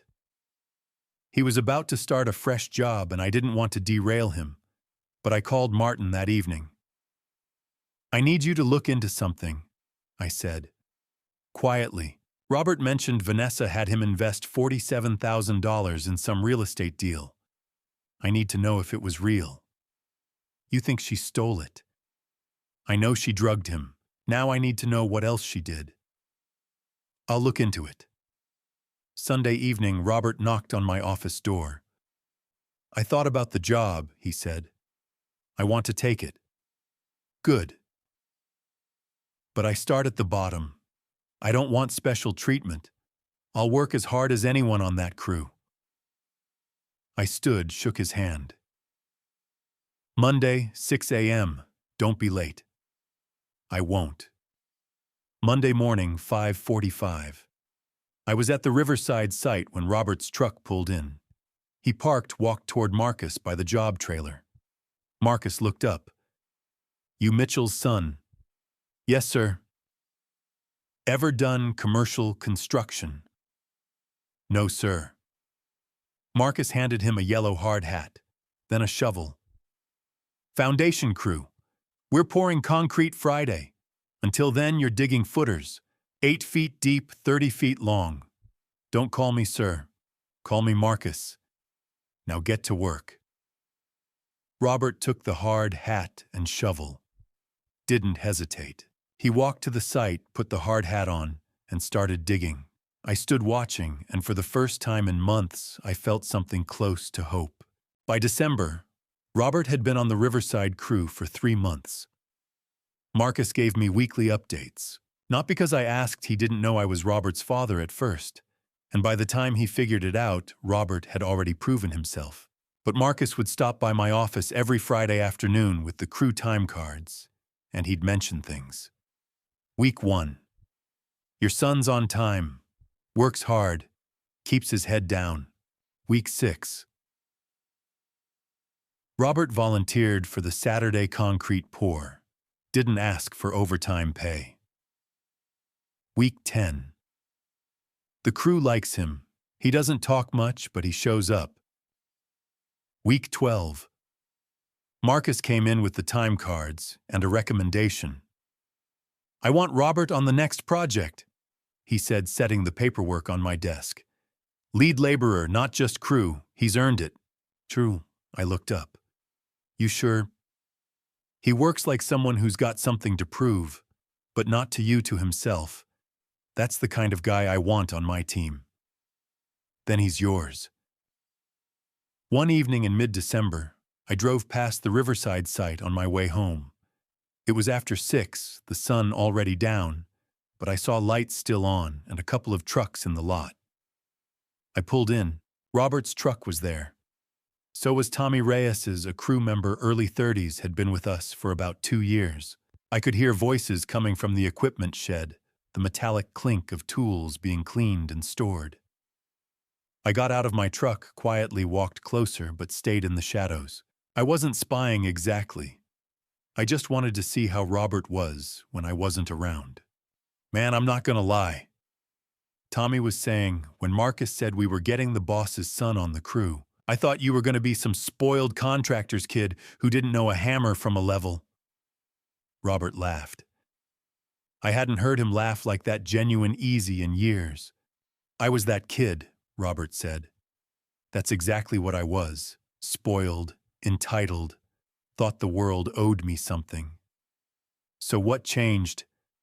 I hit bottom, lost everything, hurt everyone who cared about me. Then my dad gave me a chance to fix it. Not a handout, a chance. So that's what I'm doing. Fixing it. Tommy was quiet for a moment. Then, well, you're doing a hell of a job, man. Keep it up. They came out of the shed, locked it up, headed toward their trucks. I waited until they'd driven off before getting back in mine. When I got home, Robert was already there, showering off the day's work. I heard the water shut off, and a few minutes later, he came into the kitchen, hair still damp, pulling on a clean shirt. Hey, he said, didn't hear you come in? Just got here. Long day. Good day, though. Marcus told me he's recommending me for the next project. Lead laborer. I know. He mentioned it. Robert stopped, looked at me. You gonna let him do it? It's not my decision. It's Marcus's crew. If he says you've earned it, then you've earned it. Robert nodded slowly, and I saw something in his face, pride maybe, or relief, like he'd been waiting for someone to validate what he already knew about himself. Thanks, Dad. Don't thank me. Thank Marcus. You did the work. He grabbed a beer from the fridge, sat down at the table where I had my laptop open and a stack of invoices spread out. You need help with that? He asked. If you're offering. For the next hour, we went through the invoices together. Robert was good with numbers, better than I expected. He caught a discrepancy in a lumber order, saved us about $1,200. When we finished, he leaned back in his chair, stretched. Hey, Dad, can I ask you something? Sure. Do you know anything about real estate LLCs? I looked up. Why? He shifted uncomfortably. Last year, Vanessa had me invest in one. Real estate development deal. Property flip in Dallas. I put in some money. My chest tightened. How much? I don't remember exactly. Maybe 40,000, 45, somewhere in there. You don't remember? That's the thing. I know I gave her the money, I remember writing checks. But when I try to find the paperwork now, I can't. And I don't really remember signing anything. It's like blurry. I kept my voice steady. Do you know the name of the LLC, VLP Investments, I think? Or VPL, something like that? He rubbed his forehead. God, I sound crazy. I invested $45,000, and I can't even remember the company name. You're not crazy, I said. Robert, did Vanessa have you sign documents at night after you'd taken the sleep medication? He paused, thought about it. Yeah, Actually, yeah. She'd bring me papers at the kitchen table, say they were tax forms or investment docs, and I'd sign them. I'd wake up the next morning and she'd say, "Remember you signed the LLC paperwork last night?" And I'd just believe her. Because I didn't remember not signing it. I felt the anger rising in my chest, cold, hard, focused. But I kept it off my face. "Where's the money now?" I asked. "I don't know. She said it was tied up in the investment, that we'd get returns in 18 months. But I can't find any records. No bank statements, no property deeds, nothing. It's like it never existed." I closed my laptop. "Let me look into this. Don't worry about it right now. You've got a good thing going with the crew. Focus on that. You think she stole it, don't you?" I met his eyes. "I think she lied to you about a lot of things, and I'm going to find out exactly what she did." Robert nodded slowly. He looked tired suddenly. "Okay. Go to bed. You've got an early start tomorrow." He stood, grabbed his beer bottle, tossed it in the recycling. "Thanks, Dad, for listening, for not thinking I'm an idiot." "You're not an idiot. You were manipulated. There's a difference." After he went to his room, I sat alone at the kitchen table, staring at the closed laptop. Then I pulled out my phone and called Martin. It rang 4 times before he picked up. "Brandon, it's almost 10. What's wrong? We need to talk. Tomorrow. And bring that lawyer, Diana Torres. I need someone who knows criminal law." "What happened?" "Vanessa stole $47,000 from Robert, and I think she drugged him to do it." There was a long pause. Then Martin's voice, low and serious. "I'll be there at 8. Diana, too." "Good." I hung up and sat there in the quiet house, listening to the hum of the refrigerator, the distant sound of a truck driving past on the street outside, and I thought about all the ways I was going to make Vanessa pay for what she'd done to my son. By June, Robert and I had been doing Monday night blueprint sessions for 3 months. We'd start around 7 after he got home from the Riverside site. I'd spread the plans across my desk. Architectural drawings, structural specs, load calculations, and walk him through them step by step. How to read elevations, how to calculate material quantities, how to spot mistakes before they became expensive problems. He picked it up fast, faster than I expected. He had an eye for detail, a mind for numbers. By the 6th week, I handed him a real project, a $14 million hotel bid we were preparing for a developer in Sugar Land. "Estimate it," I said. "Materials, labor, timeline. Show me what you've learned." He worked on it for 2 weeks. Stayed up late, filled notebooks with calculations, called subcontractors for quotes. When he finally handed me the completed estimate, I went through it line by line. And he'd caught something I'd missed. A specification error in the roof truss design. If we'd submitted the bid as I'd written it, we would have been $55,000 short on materials. "You just saved us 55 grand, I said, "and probably saved us from losing the project." Robert looked at me uncertain. Really? We're submitting your estimate. If we win this bid, it's because you earned it." We won. 2 weeks later, the developer called. 14 million 18-month timeline, groundbreaking in September. Robert was quiet that night. We sat on the back porch with beers, and he finally spoke. "I didn't do this for a promotion," he said. "I did it because it's right. Because it's what you and Mom built this company on, doing things right." I looked at my son and realized he was ready. Not just for the business, for the truth. That weekend, while Robert was at a GA retreat, Martin came over. He had a folder, thicker than the one from March. "Phone records," Martin said, spreading them across the kitchen table. "Took months to get the subpoena, but we got them. Vanessa had a second phone, a burner. Martin had traced it through cell tower records. 15 late-night calls over 14 months, all to the same number. Marco Delgado, the loan shark who'd given Robert the poker loans. "They're not just business partners," Martin said. "Look at the call durations. 2 a.m., 3 a.m. calls lasting 40 minutes an hour. And I found hotel records. 4 seasons in Austin Marriott in Dallas. 8 nights over the past 18 months. Same rooms. Booked under Mr. and Mrs. Delgado." He slid a printed photo across the table. Security camera footage from a hotel lobby. Vanessa and a man, late 30s, dark hair, checking in together. Her hand on his arm around her waist. "She was sleeping with him," I said. "While Robert was at home, drugged unconscious every night." Martin confirmed. "They've been running this scam together. He provides the loans to build the debt. She drugs the victim, extracts the money.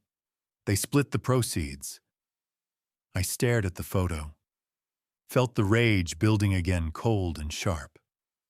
"We have everything," Martin said. "The theft, fraud, drugging, identity theft, conspiracy. Diana says it's prosecutable. We just need Robert's statement." "How do we tell him carefully? He's in a good place right now. This is going to hurt him. Bad." I called Diana that night. "We need to move. How soon can you be ready?" "I can file charges this week. But Brandon, once we do this, it's public. Robert's going to have to testify. Face her in court. Are you sure he's ready?" I thought about the past year, the fence he'd built, the payments he'd made, the crew that respected him, the hotel bid he'd won. "He's ready," I said. "And if we don't stop her now, she'll do this to someone else." "Then let's stop her." Monday night, I asked Robert to skip blueprint training. "We need to talk. It's important." He sat down at the kitchen table. I sat across from him. Martin came in through the back door, Diana through the front. Robert's eyes went wide. What's going on?" I slid the folder across the table. 3 months ago, you told me about the $47,000 investment. I asked Martin to look into it. This is what we found." Robert opened the folder. Bank statements, medical records, hotel receipts, phone logs, photos. His hands started shaking as he read. "She drugged you," I said quietly. "For over a year, every night. Sleeping pills, Ambien high doses. That's why you have memory gaps. Why you don't remember signing documents. She was keeping you unconscious so she could forge your signature and steal your money." Robert picked up the bank statements. 6 checks. $47,000. Gone. "The investment was fake," Martin said. "No LLC exists. The money went straight into her account. She withdrew it as cash." Robert found the phone records, stared at the name. "Marco. She was calling Marco." "She was sleeping with him," I said. "Hotel records prove it. They're partners. He's not just a loan shark, he's her accomplice. They targeted you to get to me." Robert found the photo, Vanessa and Marco in the hotel lobby, her smiling, his arm around her. He set it down slowly. His face had gone pale. "She was with him," he whispered, "while I was at home, while I thought she loved me." "She didn't love you," Diana said gently. "She used you, and we can make sure she goes to prison for it. But we need your testimony." Robert looked up at me. "What do I have to do?" "Tell the truth. In a courtroom, under oath. It won't be easy." He nodded slowly. "I'll do it. I don't want her doing this to anyone else." Diana pulled out a legal pad.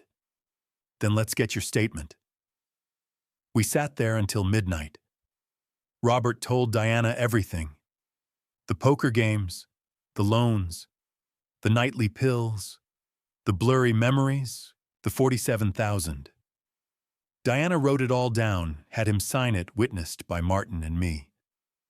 The next morning, Diana filed criminal charges with the Harris County District Attorney: theft by deception, fraud, illegal administration of a controlled substance, identity theft, conspiracy, attempted extortion. 7 counts. And 2 days later, the Houston Police Department issued an arrest warrant for Vanessa Pierce, also known as Victoria Castellano, and for Marco Delgado. Robert and I sat on the back porch that evening waiting for the call. "How do you feel?" I asked. "Scared, angry, but mostly relieved, like I can finally breathe." My phone rang. Detective Barnes. "Mr. Mitchell, we found them. Austin, hotel, together. We're making the arrest now." I hung up, looked at Robert. "They got her." He closed his eyes, nodded once, and for the first time in 2 years, I saw my son smile. Detective Barnes called back 20 minutes later. "Mr. Mitchell, I wanted to give you the details. We found them at the Four Seasons in Austin.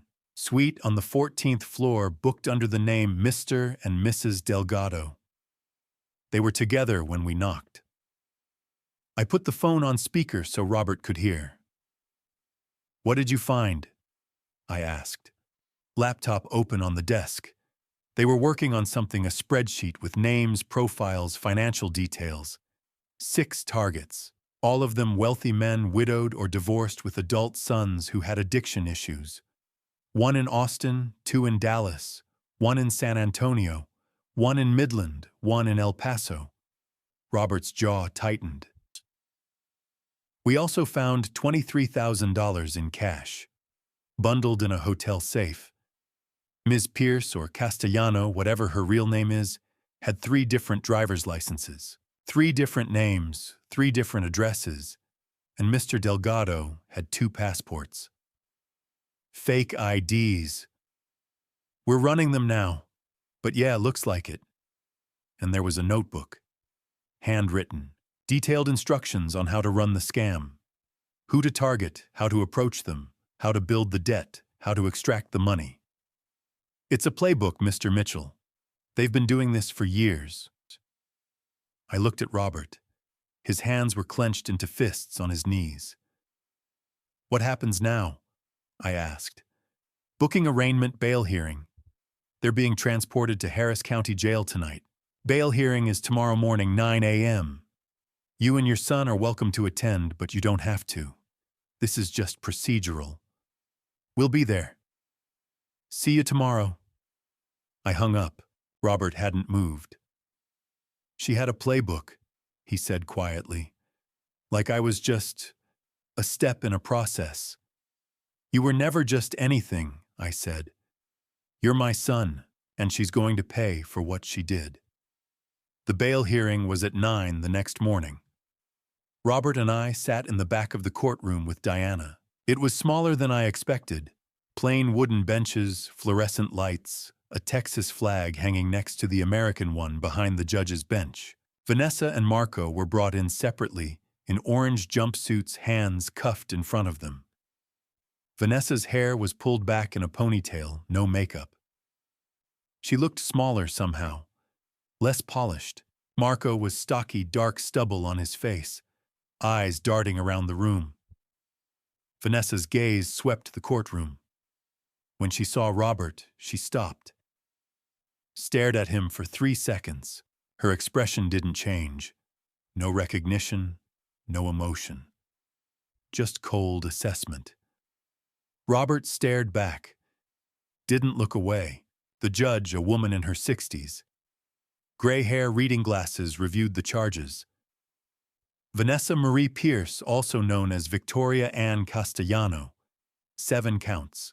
theft by deception $47,000, fraud, illegal administration of a controlled substance, identity theft, conspiracy to commit fraud, attempted extortion, pattern elder abuse across multiple jurisdictions. She looked up. How do you plead? Vanessa's public defender stood. Not guilty, Your Honor? Bail is set at $750,000, cash or bond. Vanessa's lawyer spoke. Your Honor, Ms. Pierce has no prior criminal record. She has ties to the community.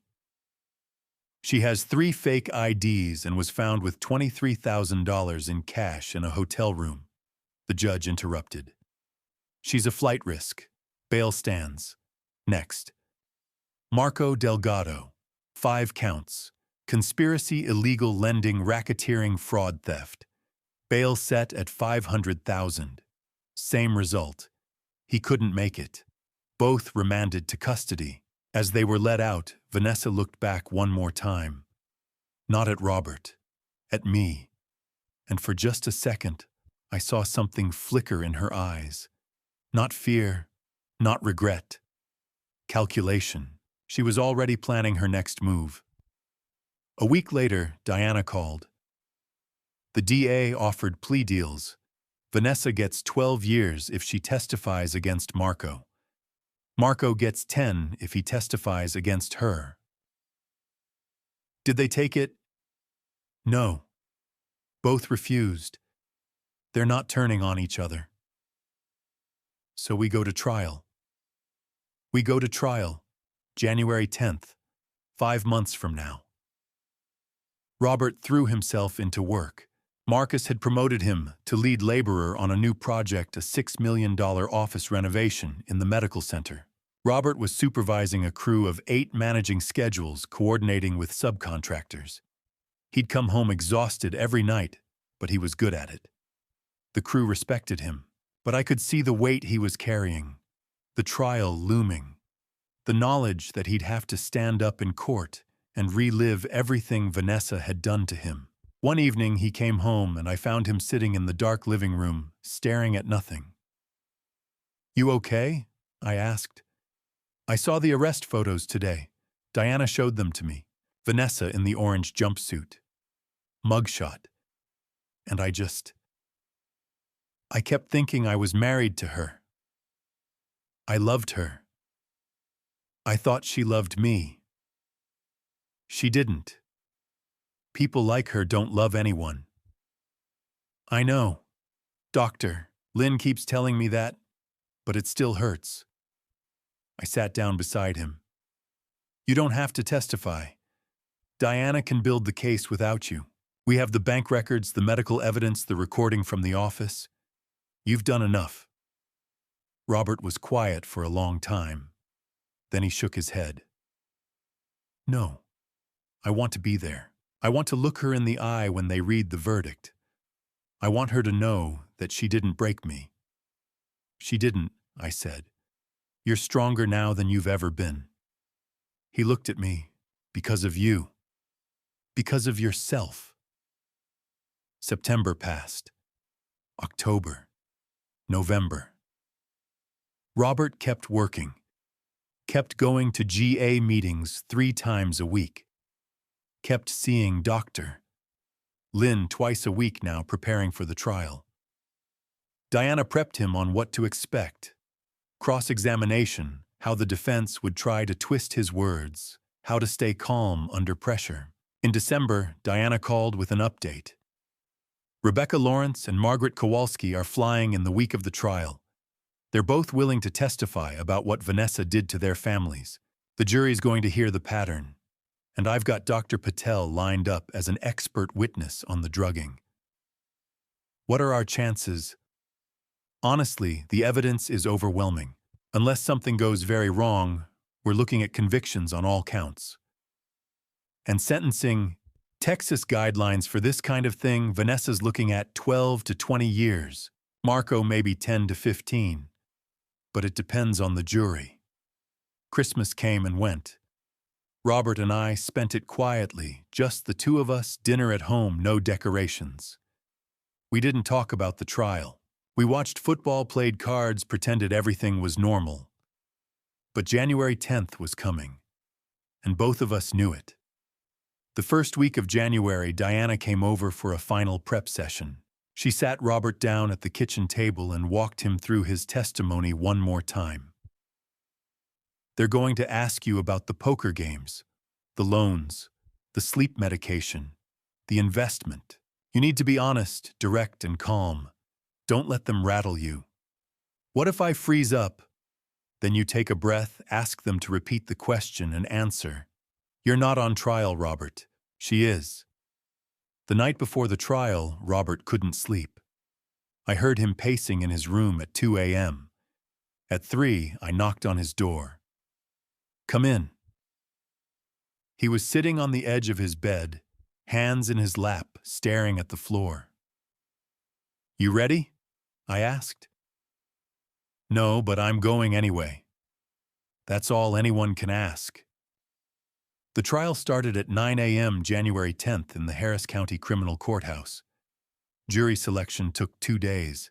Opening statements on day 3, and Robert sat in the front row, hands folded, watching Vanessa sit at the defense table in a gray suit, her face blank as the prosecutor laid out the case against her. Ladies and gentlemen, this is a case about manipulation. About a predator who targeted vulnerable men, drugged them, stole from them, and destroyed their lives. And the evidence will show beyond any doubt that Vanessa Pierce is guilty. Robert didn't look away. Neither did I. January 10th, 9 a.m. Harris County Criminal Courthouse, 6th floor. The courtroom was larger than I expected. High ceilings, wood paneling, rows of benches already filling with observers. Diana sat at the prosecution table with the assistant DA. Vanessa and Marco sat at separate defense tables 20 feet apart, neither looking at the other. Robert and I sat in the second row directly behind Diana. His hands were folded in his lap, steady, calm. Jury selection took 2 days. 12 jurors, 4 alternates. 7 women, 5 men. Ages ranging from mid-20s to late 60s. Diana had told us what to look for. People who'd been victims of fraud. People with family members in recovery. People who understood manipulation. On day 3, opening statements. The assistant DA stood. Mid-40s, gray suit, no notes. Ladies and gentlemen, this case is about predators. 2 people who hunted vulnerable men, drugged them, stole from them, and destroyed families. The evidence will show that Vanessa Pierce, also known as Victoria Castellano, and Marco Delgado, ran a calculated multi-year scheme. They targeted Robert Mitchell because his father owned a successful construction company. They built debt deliberately. They drugged him nightly with Ambien so he couldn't remember signing documents. They stole $47,000. And when they were done, they were already planning their next victim. The evidence is overwhelming, and at the end of this trial, we will ask you to find both defendants guilty. Vanessa's lawyer stood next. Public defender young Ernest. He argued Robert was unreliable, that the prosecution's case relied on a man with memory problems and a father with a financial motive. Marco's lawyer echoed the same defense, nothing but circumstantial evidence. Diana leaned back and whispered, "They've got nothing." Day 4. Robert took the stand. He wore a navy suit I'd bought him the week before. Hair cut short, clean-shaven. He looked like the man he'd become: strong, focused, sober. The assistant DA walked him through his story. The gambling addiction, meeting Vanessa at GA, the poker games with Marco, the loans that kept growing, the nightly pills Vanessa gave him, the blurry memories of signing documents, the $47,000 he couldn't account for. Robert's voice stayed steady, clear. He didn't waver. Then came cross-examination. Vanessa's lawyer stood. "Mr. Mitchell, You've admitted you have memory problems. Isn't it possible you simply don't remember what you spent that money on? No, Robert said. Because I never received the money. It went into an account I didn't have access to. But you signed checks, correct? I signed checks while under the influence of medication I didn't know I was taking. Medication your wife gave you to help you sleep, because you asked her for help. Correct. I asked for help with sleep. I didn't ask to be drugged unconscious every night for over a year.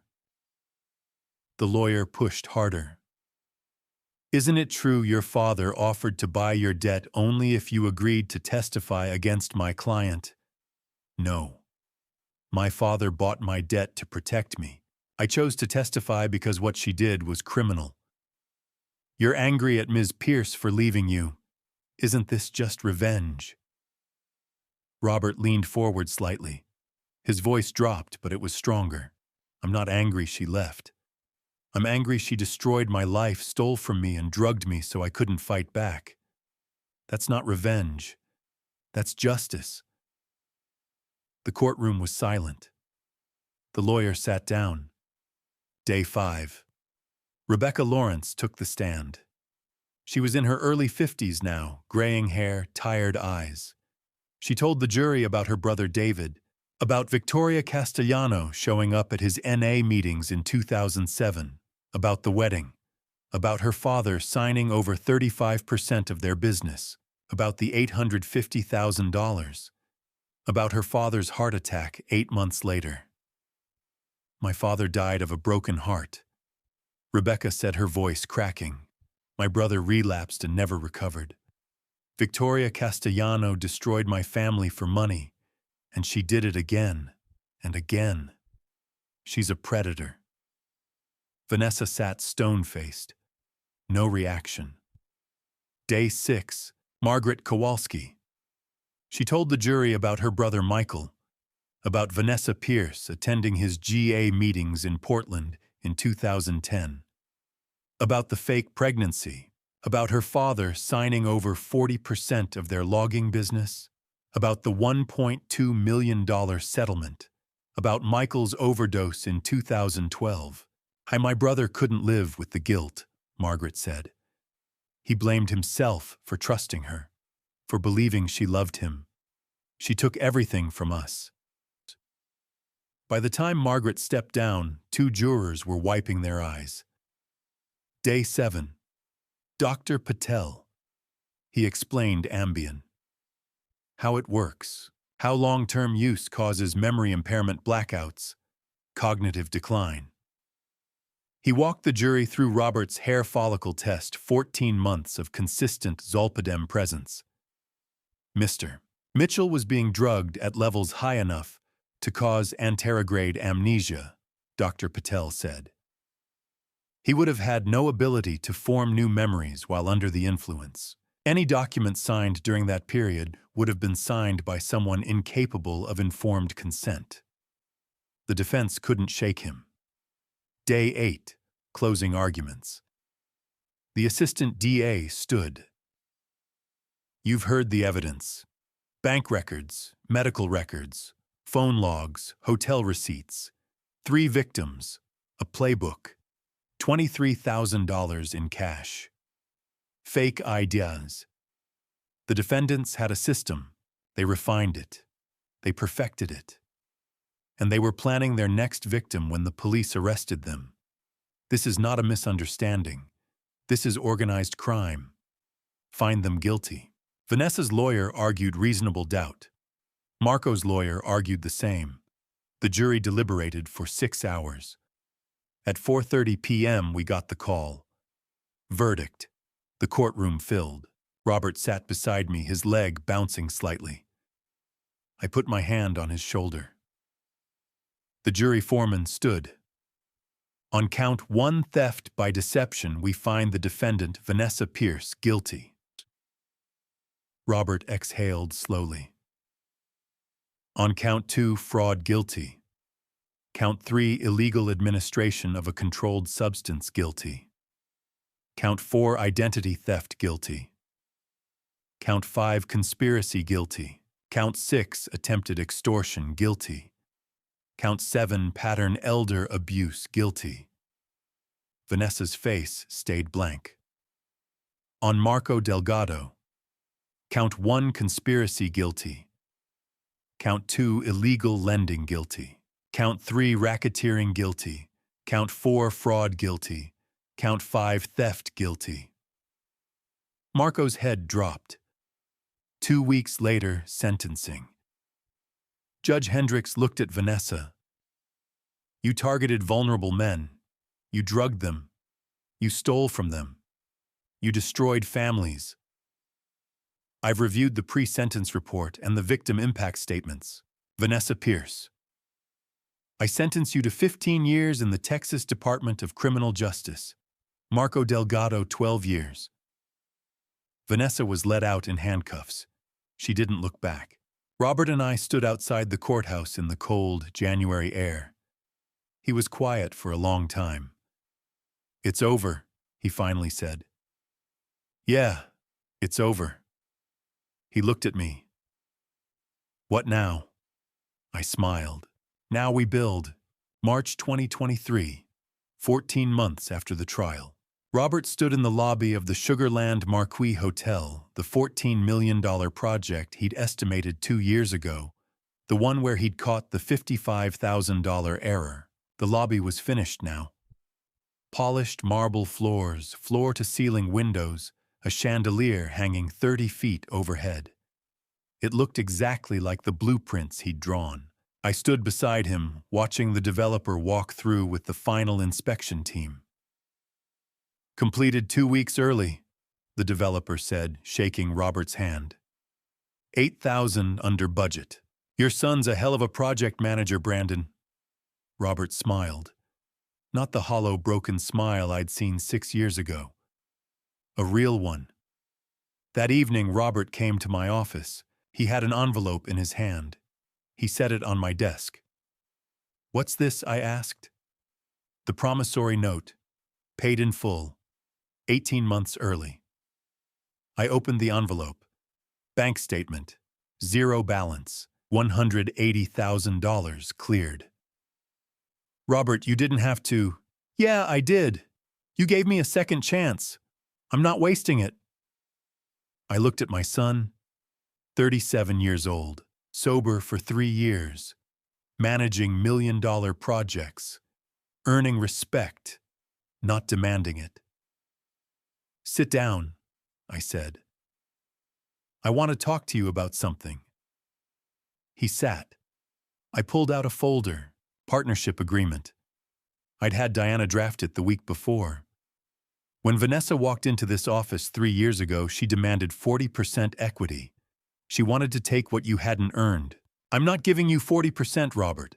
I'm offering it, because you've earned every bit of it. His eyes widened.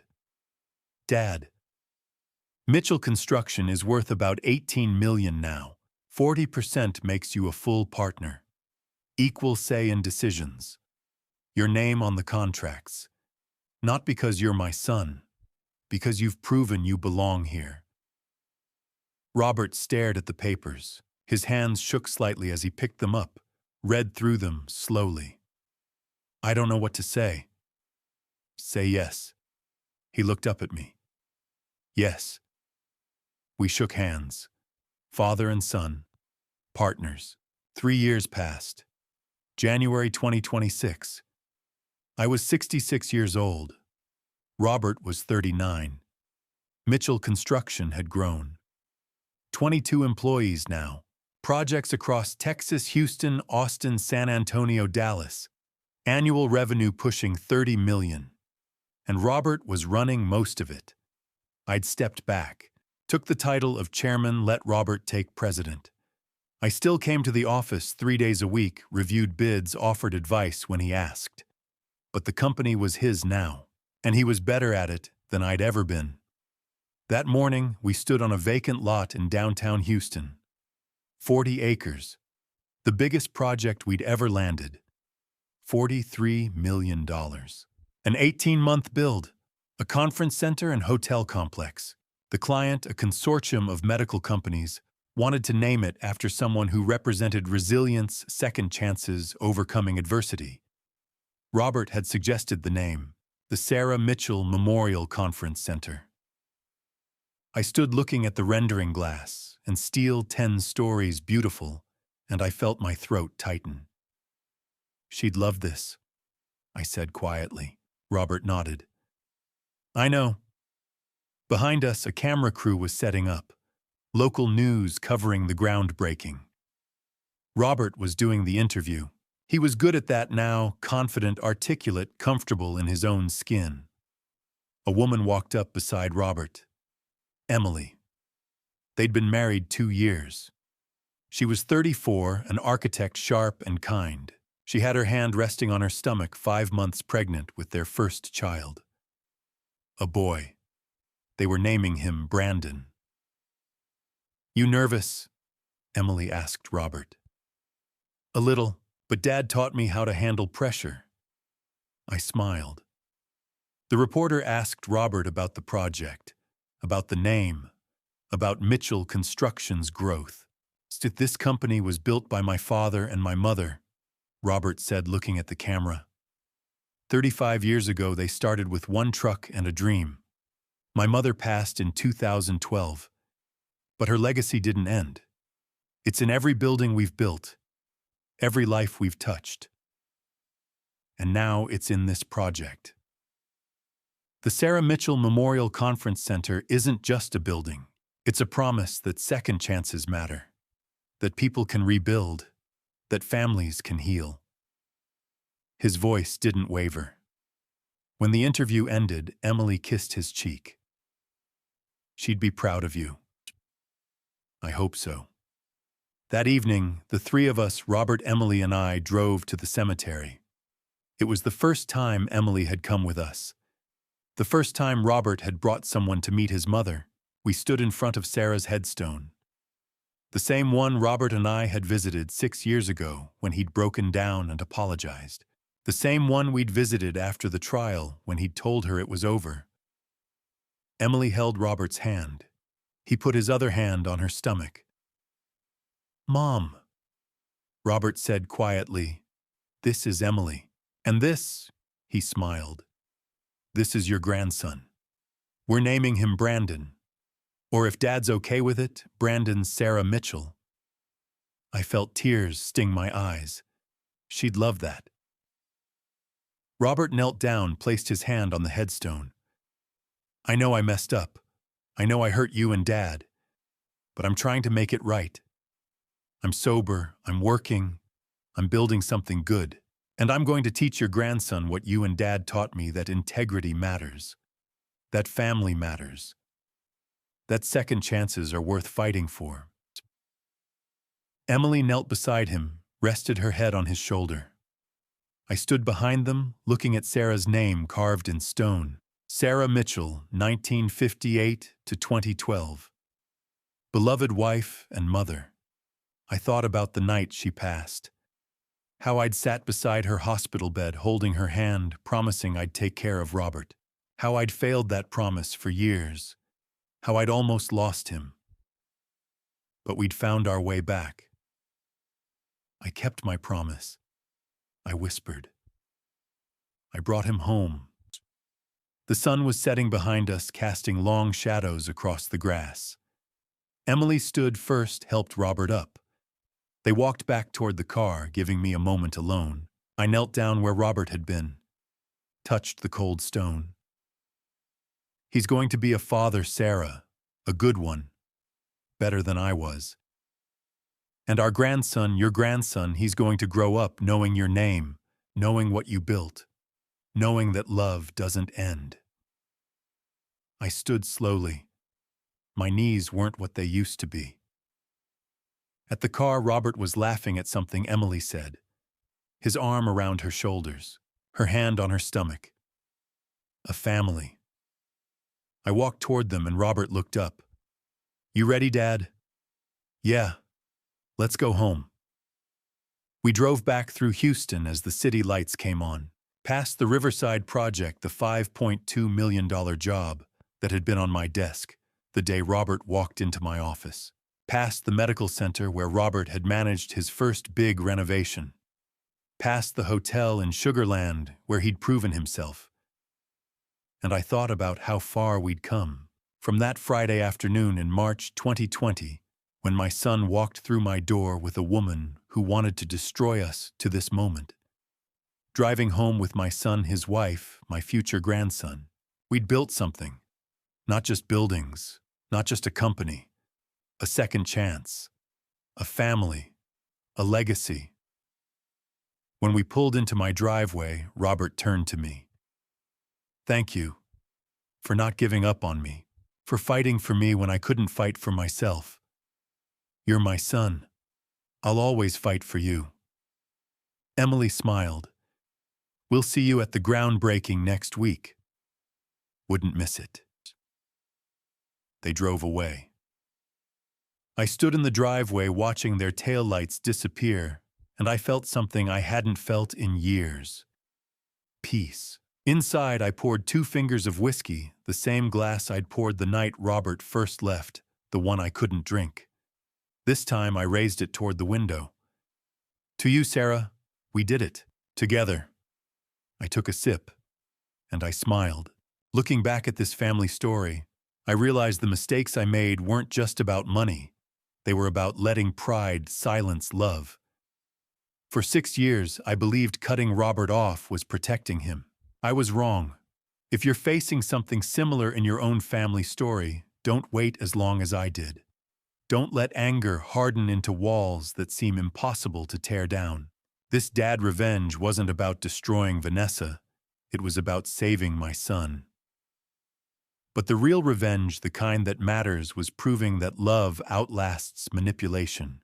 Dad revenge can take many forms, and sometimes the strongest form is simply refusing to give up. When I bought Robert's debt, when I recorded that meeting, when I showed him those 4 job folders, that wasn't just dad revenge. That was a father choosing to fight when his son couldn't. The lesson here is simple: predators count on silence, on shame, on families breaking apart. Don't give them that power. If someone in your family story is struggling, if you see the signs of manipulation or addiction, reach out. Even if it's been years, even if it feels impossible. God gives us second chances not because we deserve them, but because love doesn't keep score. Robert and I were broken, but we rebuilt. Not perfectly, but together. And that's what mattered. Thank you for walking with me to the end of this journey. I'd love to hear your thoughts in the comments. What would you do if you found yourself in Robert's situation? Or mine, if this story resonated with you? Please consider subscribing so you won't miss future videos. A quick note. While inspired by real patterns of financial abuse and family reconciliation, certain elements have been dramatized for storytelling purposes. If this content isn't your preference, feel free to explore other videos that suit your interests better.